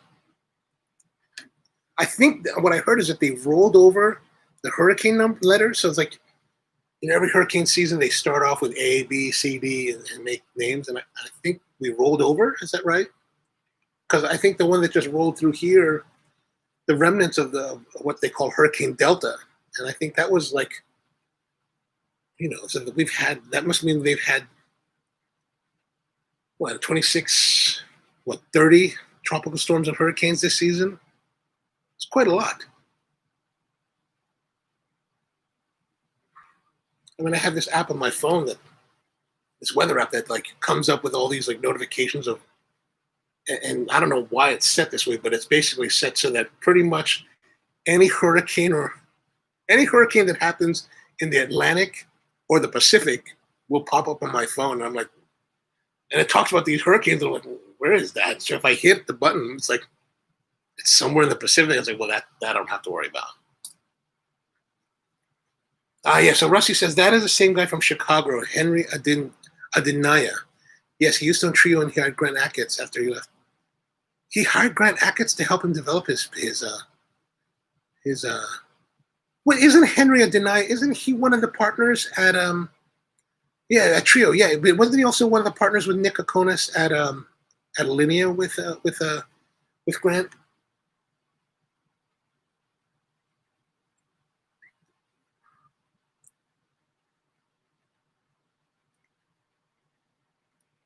Actually, speaking of Grant's place, like my girl Anisha, like Bud will know this. Like, well, Bud knows her that after she moved from Baltimore, she moved to Chicago and actually worked at Alinea for a few years as one of their people. I never got to go to visit her when she was at Alinea, even though she was always like, "Well, come and visit. I'll get you in." I was like, "All right."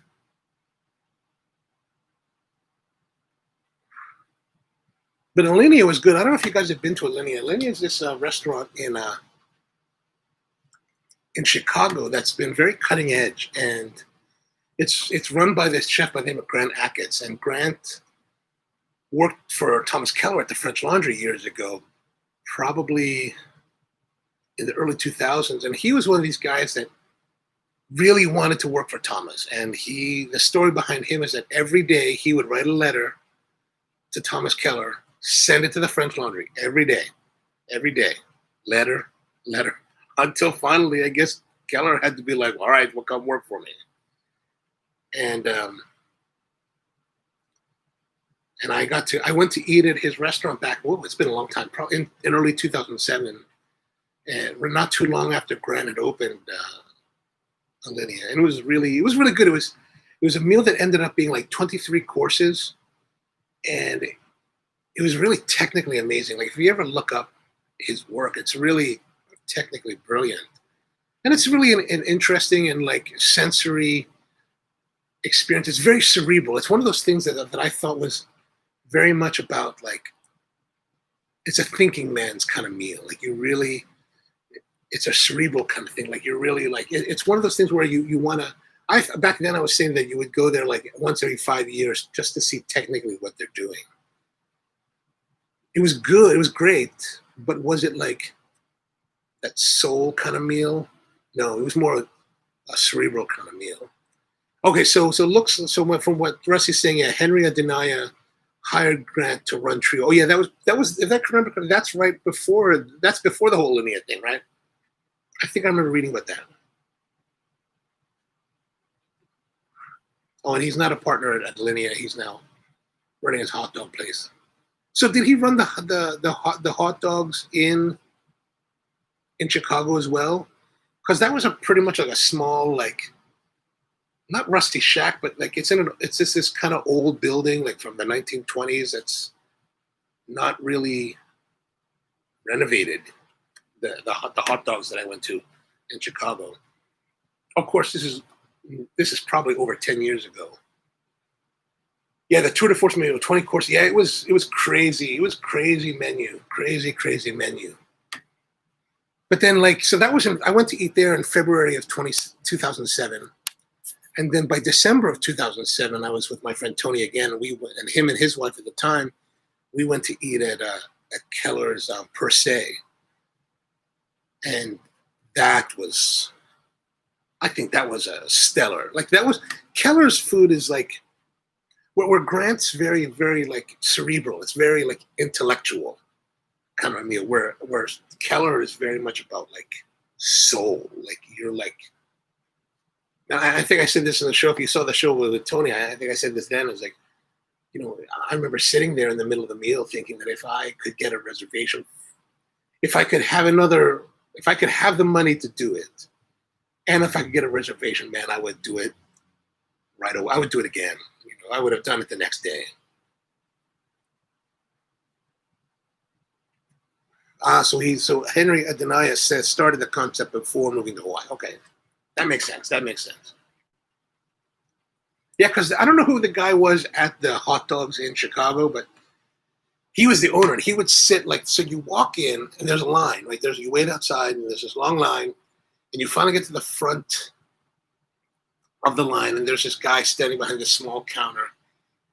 And he's one of those like he's almost like soup Nazi, and he was kind of like you have to know the whole thing. Is you had to know what you had to order. You had to order it in the specific way, and basically just kind of like you tell them what you want, and then they push you along, and then you eat, and it was really good. I remember it being really good. I just don't remember all the details because it's definitely. I think it was around the time that I ate at Alinea, so it's been a long time since I've been there because I really haven't gone to Chicago very often over the last 10 years or so. And then it's also in Chicago, I was able to get a meal one time probably in 2006, maybe around that same era at, what's his name? Charlie Trotter. So when Charlie was still alive. And that was a really good meal too. Charlie Trotter is really kind of one of the guys in the forefront of the American like culinary scene, and like one of the dishes like I thought he had a really great pairing. Like he paired this one particular white wine which I don't recall anymore, but he had this skate dish, and it was a skate, this really perfectly cooked skate, not steak, skate, like the stingray kind of thing, and perfectly cooked, and it had like this swirl of like dried and ground vegetable powders or herb powders. Man, I don't really remember everything about it. I do remember kind of the composition in my mind, and like I remember it was really fantastic. That was like the standout course of the entire dinner. Yeah, Grant is definitely more avant-garde. I agree, similar to Ferran. I never did get to go to Ferran's restaurant in Spain. That would have been really nice. I had a friend of mine who's the owner of Stumptown, or the founder of Stumptown, Dwayne Sorensen. So we were all in Europe.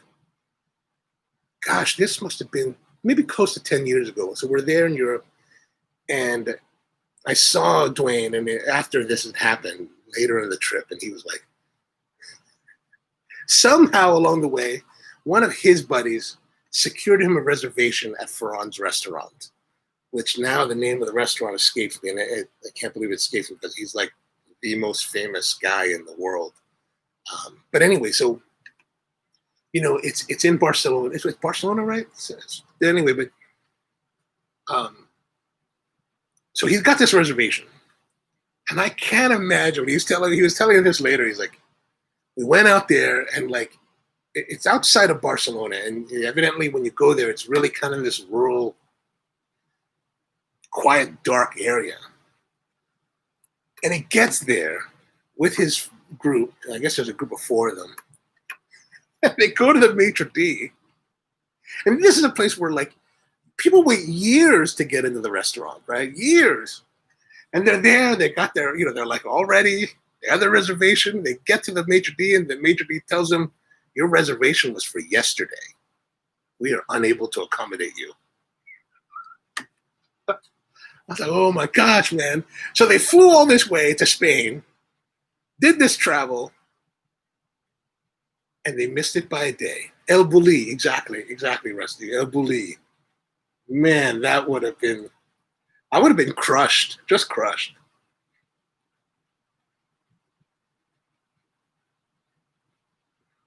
Some of the other ones I would like to see is what's his name? Arzak in the Basque Country up in San Sebastian. I've heard that his restaurant was really beautiful. Like I've been to some of his lectures when he came to Star Chefs. I would love to see his place. Him and his daughter Elena, that's running it now. That would be really stellar. One of the other great meals that I had as I was in Paris in 2010, and I went to have lunch at Pierre Gagnère, and like that was a great meal too. That was really wonderful. But I haven't done a lot of fine dining like that over the last like 5, 6 years. Just kind of like, I don't just haven't put the time into making reservations and really seeking it out and doing that kind of travel for it. Yes, it's on. So El Bulli is on the coast, about 2 hours from Barcelona. Yes, you're right. That's right. That's right. I remember that. There is that one place that's in Bologna that it was named with the number one out of the top 50 restaurants in the world. And that was like 2, 3 years ago. And so one of our buddies, Eric, has some connections in Italy, and we're telling him, man, hey, well, maybe you could hook us up to see if we can get a reservation there. So maybe one day we'll get over there.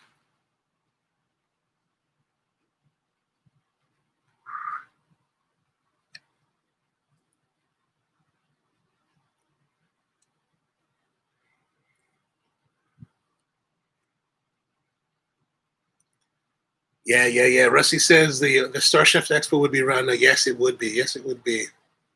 That's the one that was like really one of my highlights of travel during the year, was to come up to New York City for this. There's every year this group called this organization called Star Chefs, and they hold their International Chefs Conference at the Brooklyn Expo Center in October. Actually, probably what is it? We're now at the 15th. Yeah, so I think it would be like this weekend. And yeah, of course, because of the pandemic, that's not happening. But that's always a great show to go to. I always enjoy that. It's really small, and they have great presenters. I mean, like really like superstars of culinary will come and give lectures, and it's really a great. I've learned a lot from these guys over the years. But unfortunately, like even like I don't know if you know this, Rusty, but even like Ferran and his brother have given presentations there. Pierre Gagnère has been there. Keller, Grant, they've all presented on the main stage. Mm-hmm. Yes, exactly. That's the place in Italy, the Massimo Bottura Osteria Francescana. Yeah. That's where I'd like to go.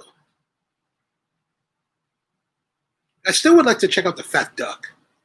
I would like that. I went to St. John in London once. Just had a real quick meal there. That was really nice. And then I would like to also just kind of like try going. I don't know if it's still open, but Ramsey has that one at his main restaurant on Hospital Road. I've always kind of like been interested to try that.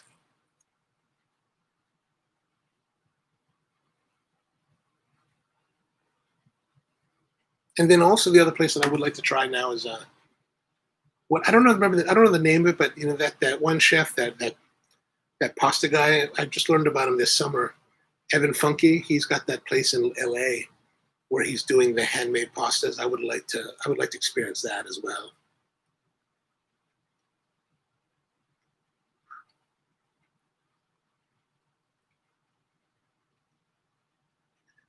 So how's everyone's cigars doing? This one's still doing well. It's still got that spice. It's really held up its spice and level through the entire experience. So that's really a nice. That's really nice. Yeah, St. John would be good. St. John would be good. That was really kind of nice. I'd really like to go there with some friends so we could really like get into it, because when you go by yourself, you're really, I've done it in the past, but you don't really want, like at those places, you start ordering multiple dishes and it starts to get very expensive. So not only is it nice to have friends around to like help soften the blow of like eating, but also to help soften the blow of the bill. Oh, another place that I thought was really great for meats and stuff was years ago. I went to a place in Montreal. Oh man, Au Pied de Cochon. That crazy guy with the canned what was it, foie gras or something? But the canned pig. That was really excellent. Like one of my friends who runs a coffee company up there, he always knew that I enjoyed food, and we were going there for a trade show. I think this is probably like 2008, and he was like, "Hey man, do you want to go? I got reservations for you to go if you want for us to go." And so we all went, and it was crazy. It was crazy good.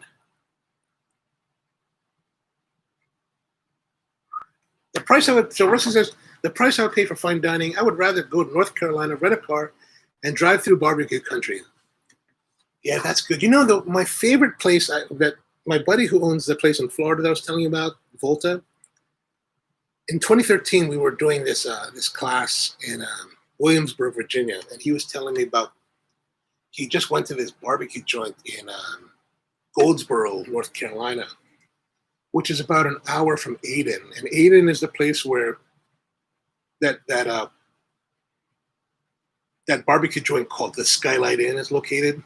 And it's about an hour from there, also in Eastern Carolina. And so I went to Wilbur's, and man, I remember I never had that whole hog barbecue where they take the whole hog and they cook it down and then they chop it all together with the cracklings. And I remember I'm sitting in this barbecue restaurant. I ordered a platter. The platter was the pig with their barbecue. Well, not even barbecue, more roasted chicken. And man, I'd never had barbecue like that. I remember quite literally sitting at this booth, eating this chopped pig. And it was a revelation. A revelation. I was like, oh my gosh, this is amazing. And so anytime that I went back down there, I would always try to go there. And the really interesting thing is that these guys, so after that first meal, I went to the back where they had the smokehouse, and I was kind of hanging out a bit with the pit guys. And, their whole, the whole thing with like a lot of barbecue places, they're really specific on the wood. And I don't really know that much about barbecues, but I was talking to the guys, and I was like, so what kind of wood do you use? And they were like, they're like, we don't really care what kind of wood we have, because basically their whole style was they would have these fire pits, these burn barrels essentially, where they would take the wood, they would burn it down to the coals, and then they would shovel the coals into the pit. So by that point, the smoke is gone. And so they're just using the low temperature heat to heat and cook the pig. But man, and then they would use this kind of vinegar, a chili, dry red chili kind of a mixture, barbecue sauce. Man, it was just so succulent.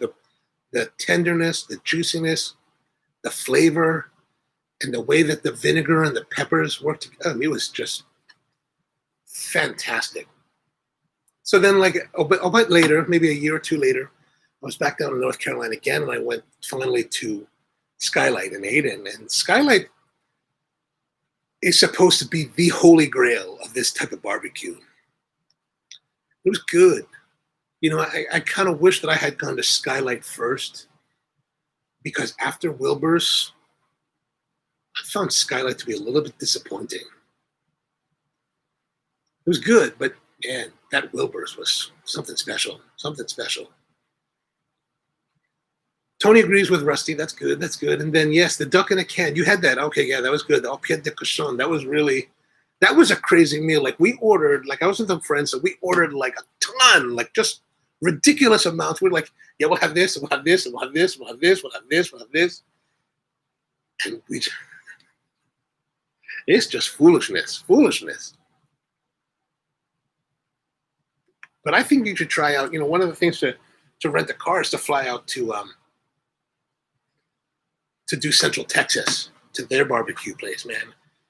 A few years back, I was in Texas. I was actually in Houston. I think I was flying back from like Nicaragua or something. And so I had like maybe 3 days that I worked to a stop in Houston. So I rented a car and drove out to Austin, and I ended up visiting with Skip at Roma, because Skip happened to be in town that weekend. But on the way there, I did the whole like barbecue tour of that area. So I started in Ludlow. Was it Ludlow? I think it was Ludlow. There's a place called the Ludlow Market, Luling, the Luling Market. So I started there, and I decided this one day that I really wanted to like delve into their barbecue in Texas. So at each stop, I would buy, and there the way they do it is that you order everything by the pound, and you could order whatever quantity you want. So that was really great, because at each stop I would order one rib, one slice of brisket, and one sausage so that I could compare. And I went to Luling Market, and then I drove up to,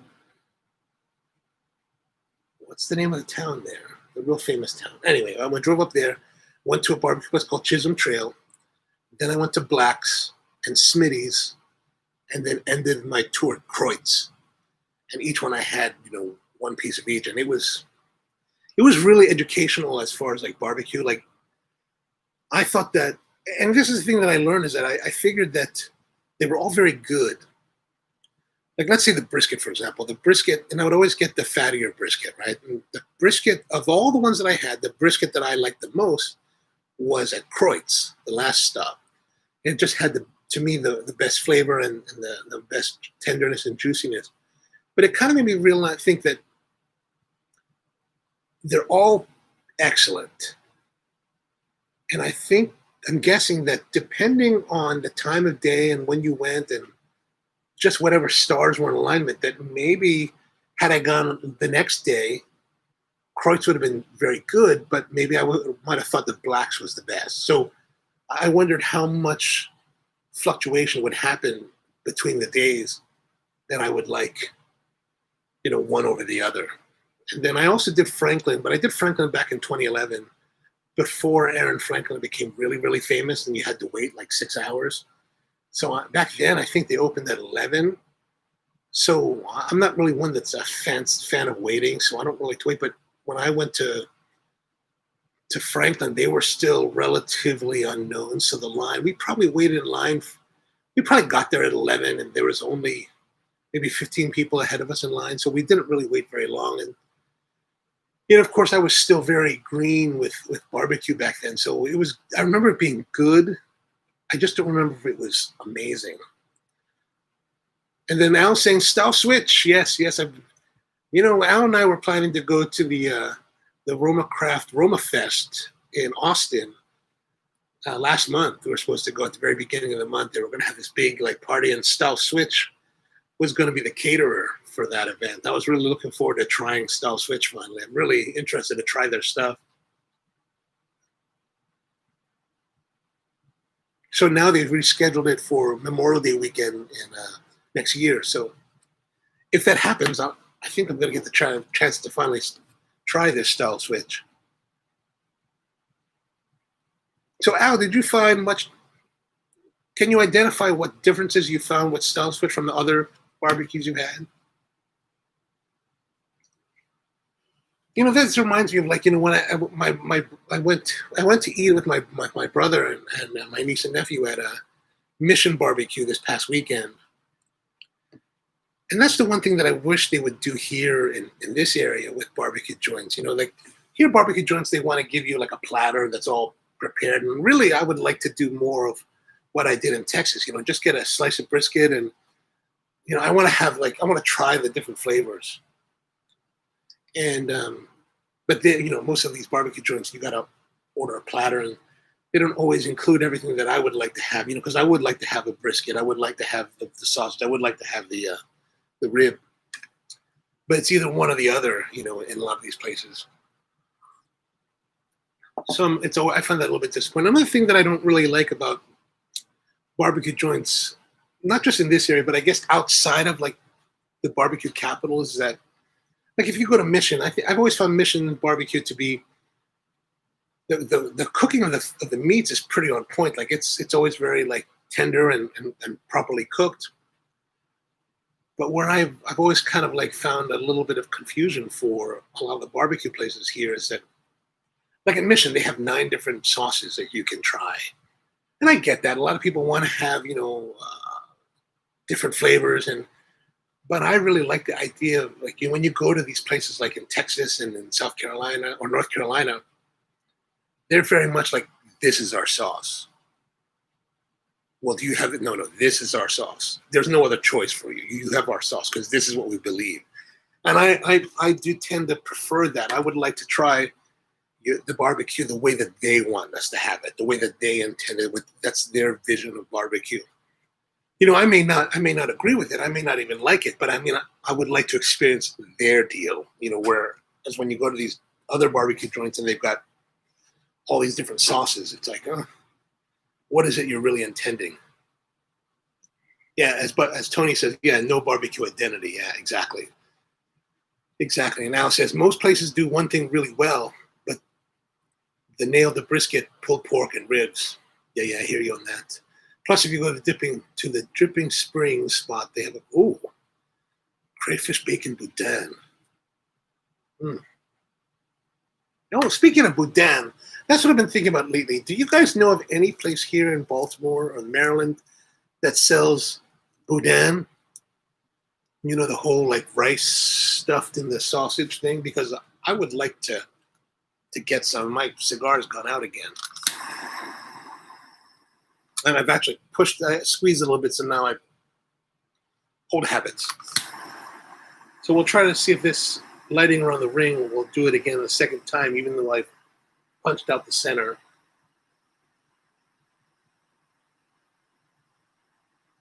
Yeah, and Tony appreciates that too. Yeah, exactly.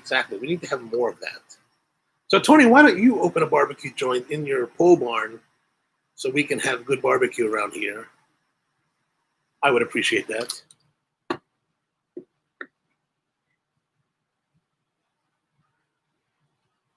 Give up that life of cigars and do barbecue.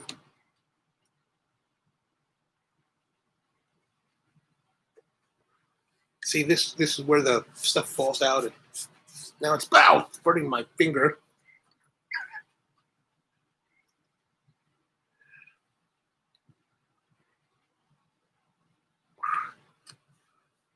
There is a reason. Al says there is a reason to have so many sauces. It's like ketchup. It's a cover-up condiment. I get that. But you know what? I don't think. Let's say like Mission, right? I don't think their meat is bad. I think it's pretty good, you know, especially out here. I think it's pretty good. It's decently flavored. It's very accessible. I just wish they would like have decided that this is our barbecue. But I get it. They're a chain, or they want to be a chain, and so they want to be accessible to all kinds of people. So I'm in the minority. Rusty says, hey, before I forget, and all the local folk in the chit-chat chime in too, Chaps Pit beef, yay or nay? You know, Chaps Pit beef is such an interesting, like, pit beef is a really Baltimore thing. You know, it's basically what? Round roast that's just, some people just cook in an oven, but places like Chaps are cooking in an open pit. You know, Chaps is really near to the restaurant store that I go to, so I have the opportunity to go there. I actually have the opportunity to go there if I wanted to once a week. But pit beef here in Baltimore is kind of local. It's a local kind of thing. Where what I mean by that is that each part of Baltimore kind of has a pit beef joint. Like here where I live in Cockeysville, there's a place just down the road called Charcoal Deli that does pit beef. And then if you're by Security Boulevard on the east side, the west side, they have a place called Pioneer. And the one locally, the Charcoal Deli is good. It's good. It's solid. And if I really want pit beef, I'll just go there because it's fine. It's great. And if I really want some good pit beef, then we go to Pioneer. We'll make that drive, the 15-minute drive over to Pioneer. That is, I think of all the pit beef joints, you know, a lot of people that I know will agree with me on this, is that Pioneer is the best. Chaps is also very popular. Of course, as you know, it's gotten all the diners, drives, and dive-in attention. It's, you know, it's the one that a lot of people in Baltimore do regard as the best. And I was never a big fan until maybe like 2 years ago. I happened to be at the restaurant store, and I was like, let me go. I want to eat, and so I drove over to. I went by the Chaps, and I had Chaps quite a number of times in the past. It was good. I never got that excited. Like I didn't really understand why everybody gave it the love that they did. And then this one time that I went, and it was, I don't know why it was different. Maybe they had seasoned it a little bit more, but man, after that point, it was that one day especially was stellar. It was really excellent. And then the subsequent times I've gone, it's always been very good. So it is a very good place to go. And I think if you're visiting the city and you want to check it out, it's definitely worth checking out. They do Pepsi products, so that kind of tempers my enthusiasm because I'm more of a Coke guy. I like the phosphoric acid burn that kind of like depletes all of the fattiness. When I go to Chaps, I gotta get like tea. But their fries are good, and also what Chaps does that I kind of enjoy. And I don't know if this is just a Baltimore thing or not, but they have the double fried fries, right? The properly done fries, but they'll put it in like that cheese sauce. So cheese fries, man. I dig that. I do dig that. So Alston loves Chaps. That's great. And then Tony says Jake's is good too. Jake's is not too far from here either. What I don't like about Jake's is actually the only thing I don't like about Jake's is they don't do fries. For me, I gotta have fries. I'm a freak for fries. I love French fries. I love them in all forms, pretty much, except for battered. That's not right. That's just not right. But Jake's doesn't have fries, so I'm always kind of like a little bit tempered in my love for Jake's, only for that reason. It's kind of like for years people loved to go to the Hamilton Tavern for burgers, but Hamilton Tavern didn't do fries either. So I was like, oh, I don't want burgers without fries. That's kind of a waste. That's kind of disappointing. And Austin says, okay, locals, how about Woodrow's in Mount Washington? Oh, Woodrow's is pretty good. My buddy helped them establish their setup there. So I've had Woodrow's a few times. I think Woodrow's is pretty good. But again, they're another place that has a lot of different sauces. They don't have as many sauces as Mission, but they've got like I think 2 or 3, 4 sauces maybe. Again, it's one of those places where I wish they would just be like, all right, we're so into barbecue that we're gonna give you this sauce. And then recently there was this barbecue joint that opened here in Cockeysville. They call it, I think it was called Bumblebees. And it's next to this bakery that I go to, as well as a Latino market that I pick up stuff at. And they opened right before the COVID hit. So they opened early in 2020. And I walked in. So it was in this space that was occupied by another barbecue joint before them. And that barbecue joint was also in place. They had a couple sauces, but the barbecue was okay. It was really kind of that fancy, like, hipster barbecue. And they had, like, the cool Instagram and all that. And they would offer, like, Boylan's sodas. But the problem is they didn't have ice cubes. And it's like, I want to have a soda. I don't mind the Boylan's diet. But do you have ice? And they're like, no, we don't have ice. And you're like, how do I keep the soda cold?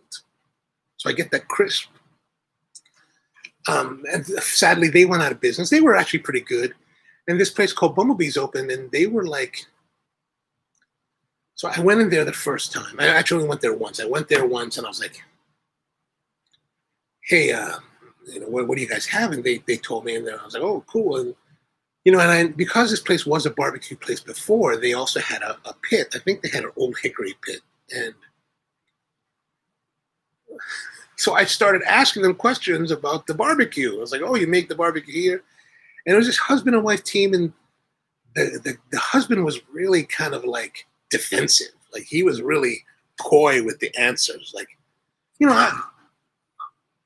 I enjoy barbecue, and I figured that people that are into what they do, I've usually found people that are into what they do very open to talking about it and like, sharing their passion. And this guy was just like combative. He got combative after because I was asking questions about the barbecue and what they do and how they do it, what kind of wood. And then it came out that the barbecue was from Texas. And I was like, oh, really? From Texas? And I was like, oh, if it's from Texas, then maybe they get it from a place that's really good and the barbecue's going to be really great. And I asked him, so who does the barbecue for it? And he was really, he kind of got mad at me. And like, he was like, he wouldn't talk about it. He wouldn't say anything. And I was just kind of like, what the heck is up with this guy? So I never went back because I was just like, they didn't have a number of their menu items that they had on their menu. And I was like, this is not the place for me.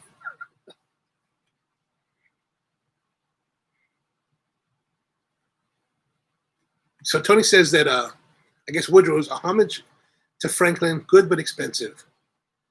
And then how's the Blue Pit? The Blue Pit's good. I haven't gone there a lot, but they do everything in house. And I remember the few times that we've been there, it's been quite good. I guess to be honest, I don't really make a point to go there a lot, so it's probably not as good as what I've had in Texas. And Alston says, yeah, no fries at Blue Pit. It's like, I gotta have the fries, man. I love the fries. Gotta have it. Now to be fair, I don't recall because I didn't order sides, and I didn't even bother to look at sides when I was doing the Texas tour. But maybe the places the famous places in Texas, maybe they don't do fries either. I can't be for sure of that because I didn't order any sides at all. And the fact that that I didn't have fries during that whole day at those different barbecue joints, it didn't diminish my experience with that barbecue. But yeah, and maybe the fry thing is being a little bit unfair. But yeah, the cigar's gone out again.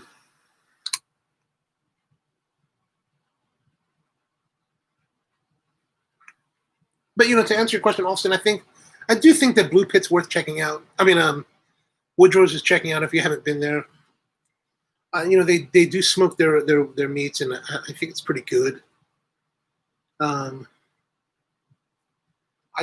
tend not to go to I really don't get to go to a lot of barbecue places locally because, I just haven't found maybe the flavors that I really like here. We made you hungry. All right, have a great time. Thanks for tuning in, Alton. Have a great week.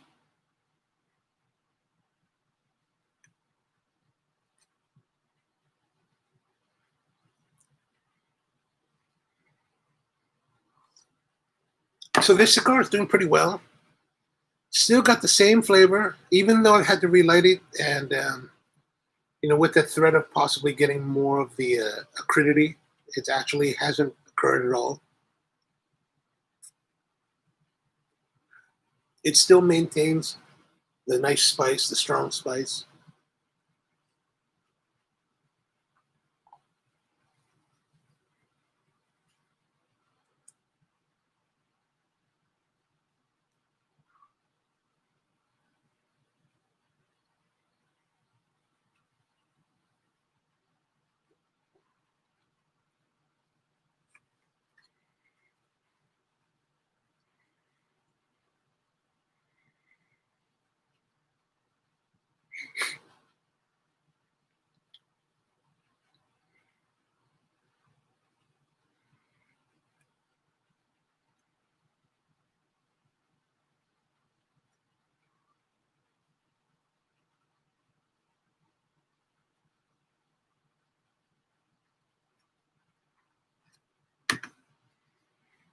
But yeah, I haven't tried. One of the speaking of local barbecue joints, there's a place that I found several years ago that I really enjoyed. They first opened on Rolling Road outside of Security Boulevard, and then not too long after that, they moved out to kind of to the Laurel area. Not really Laurel, but like right off of Johns Hopkins Road, off of 29, just south of Columbia. It's a place called Kloby's, Kloby. And I remember them having nice barbecue that I enjoyed. I went there probably about a year ago again, and it was still pretty good. But again, one of those places where like you have to order a platter, and there's not much flexibility in the platter. So again, I always like the idea of trying like a variety of meats.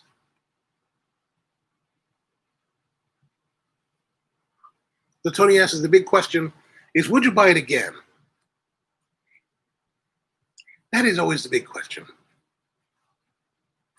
It's yeah. Would I let's say like Woodrow's and Blue Pit? If somebody was like, hey man, let's go to those places, I wouldn't be against it. It's still enjoyable barbecue. It's not that there's nothing wrong with it.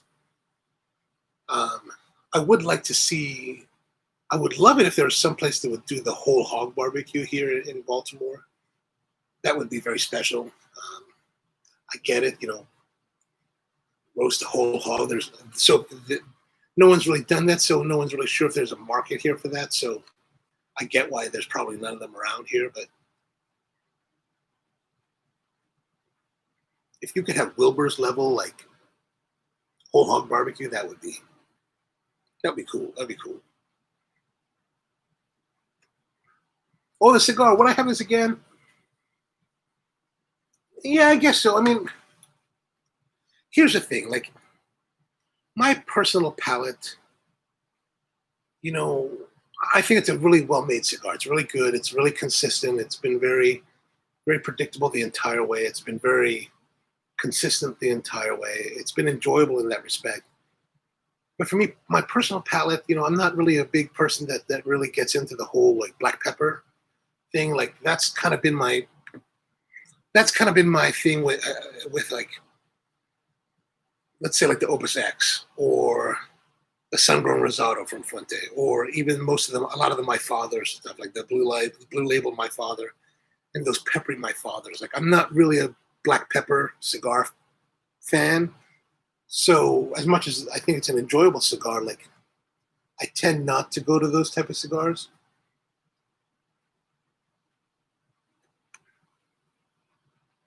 So if it was offered to me, I'd be very happy. Would I buy more? Personally, probably not. You know me, I like things like the Roma Revenge and the Tatuaje Kohonu 2003, those kind of cigars. I like those a lot. And then on the other side of the spectrum, I kind of like the PG Maduro Paul Gamirian and the SP54 from Abe Flores. Those that have like nice complexity of flavors. I like those. I like that style of cigar. That really fits what I look for. The black pepper, for me personally, not so much. But it's still a very, very good cigar.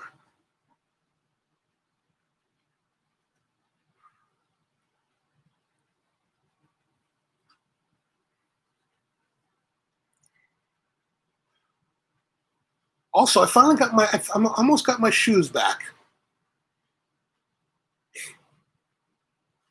So Tony said I'm not usually a black pepper fan either, which is really why I enjoyed the Encore, which was the previous release. Yeah, maybe I'll look up those other cigars, the other two in this series, to check them out. I mean, to be honest, like for me, the 1250 price point is a little bit on the edge for me. I know I've said this before, but like one of the cigars I really, really like is the Drew Estate, the T52 Bellicoso, the stock cut Maduro that they make. I think that's a fantastic cigar, and I used to really love smoking those. But now that they're the $15 to $18 price point, that really, really tempers my enthusiasm to buy them and smoke them because it gets pricey. Like last night, we were at the cigar dinner I was telling you about, and it was a Davidoff cigar dinner, which was really interesting because I haven't had Davidoff cigars very much over the last few years because, again, after their price increase, it puts some of these like the double R's or the special R over in the $25 to $27 range, and it's like, holy moly! And the ones that I tend to smoke when I do smoke Davidoffs are the Nicaraguan lines because I think they're nice cigars, but they're also more price friendly.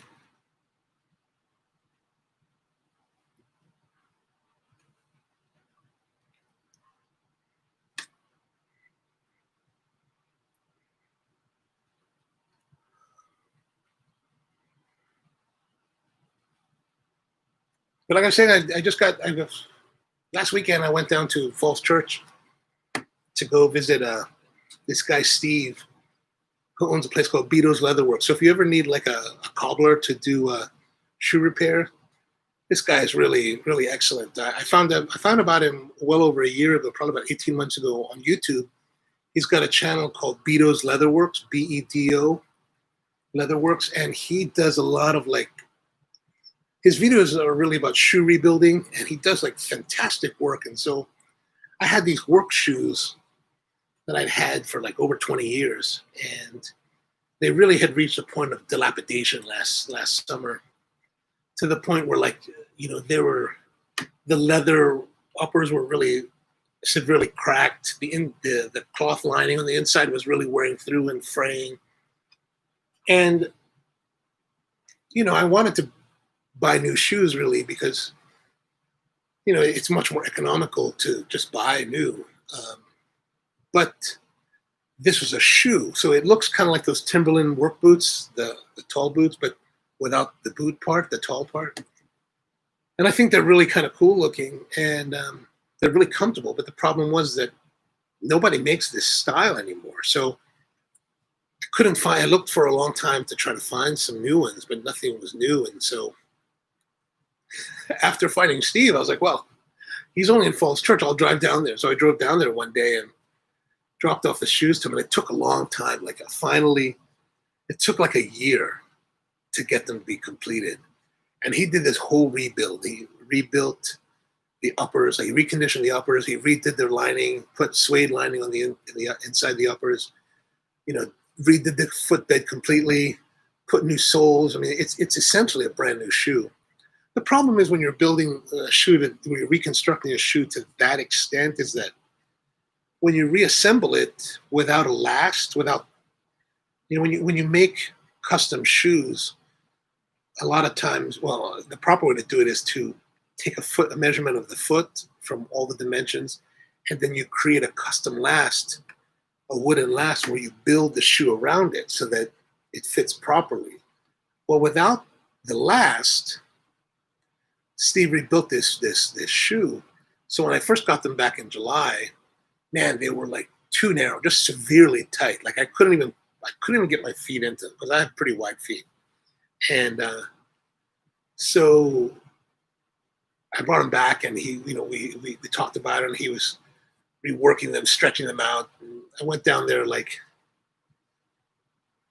about a month ago, and he was working on them again. Then I went there this weekend, and we tried them on. So when I went there about a month ago, the left foot was pretty good. Has a left foot, because he was telling me when I first did the order with him, was that once he recrafts these shoes, they're pretty much going to be like new. So you're going to have to break them in again. So I'm mentally prepared for the break-in period again. We have that sore foot. And so the left shoe fit pretty well, snug, but nice, but comfortable. The right foot at the crease was really, really tight. Like it was cutting into the foot still. So we went back and stretched it out. So it's been 2 weeks. And then I went back this past weekend, tried them on again. Still, the crease pain was gone, but it was still a little bit tight on the right foot. So he's working them again. He's going to send them up to me so that I can, that should correct everything. And then it's just about, so that's almost done. That's pretty exciting. Because I found doing projects where I'm doing building stuff and just general work is like, wearing like, sneakers is doesn't really give you the support that you want when you're doing like kind of working stuff. So it'll be a pleasure to have the shoes back again.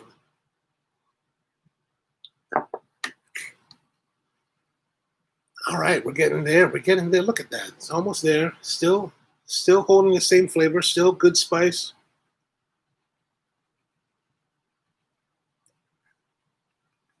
And sometimes when you get to this point of your cigar, the flavors really concentrate, so it gets really kind of harsh.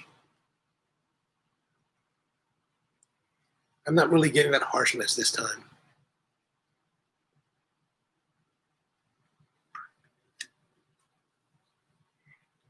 Which I guess goes back to what Tony was asking earlier, is like, would I buy it? I mean, personally, I probably wouldn't get them, but would I recommend them? Yeah, I would definitely recommend this for people to try and see if it fits your flavor profile.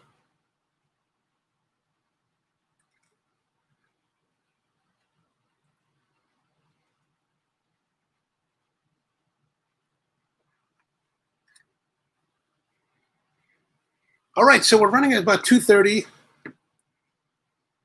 The cigar's almost done, so I guess that should be good for this week. Thanks for tuning in. I really appreciate you guys spending the evening here talking cigars and stuff. And we'll be back next week with another episode. And next week we're doing what are we doing next week? We are doing the Herrera Esteli Miami. That's going to be next week. So be sure to come back and join us again on Thursday night at 8 p.m. Have a good night.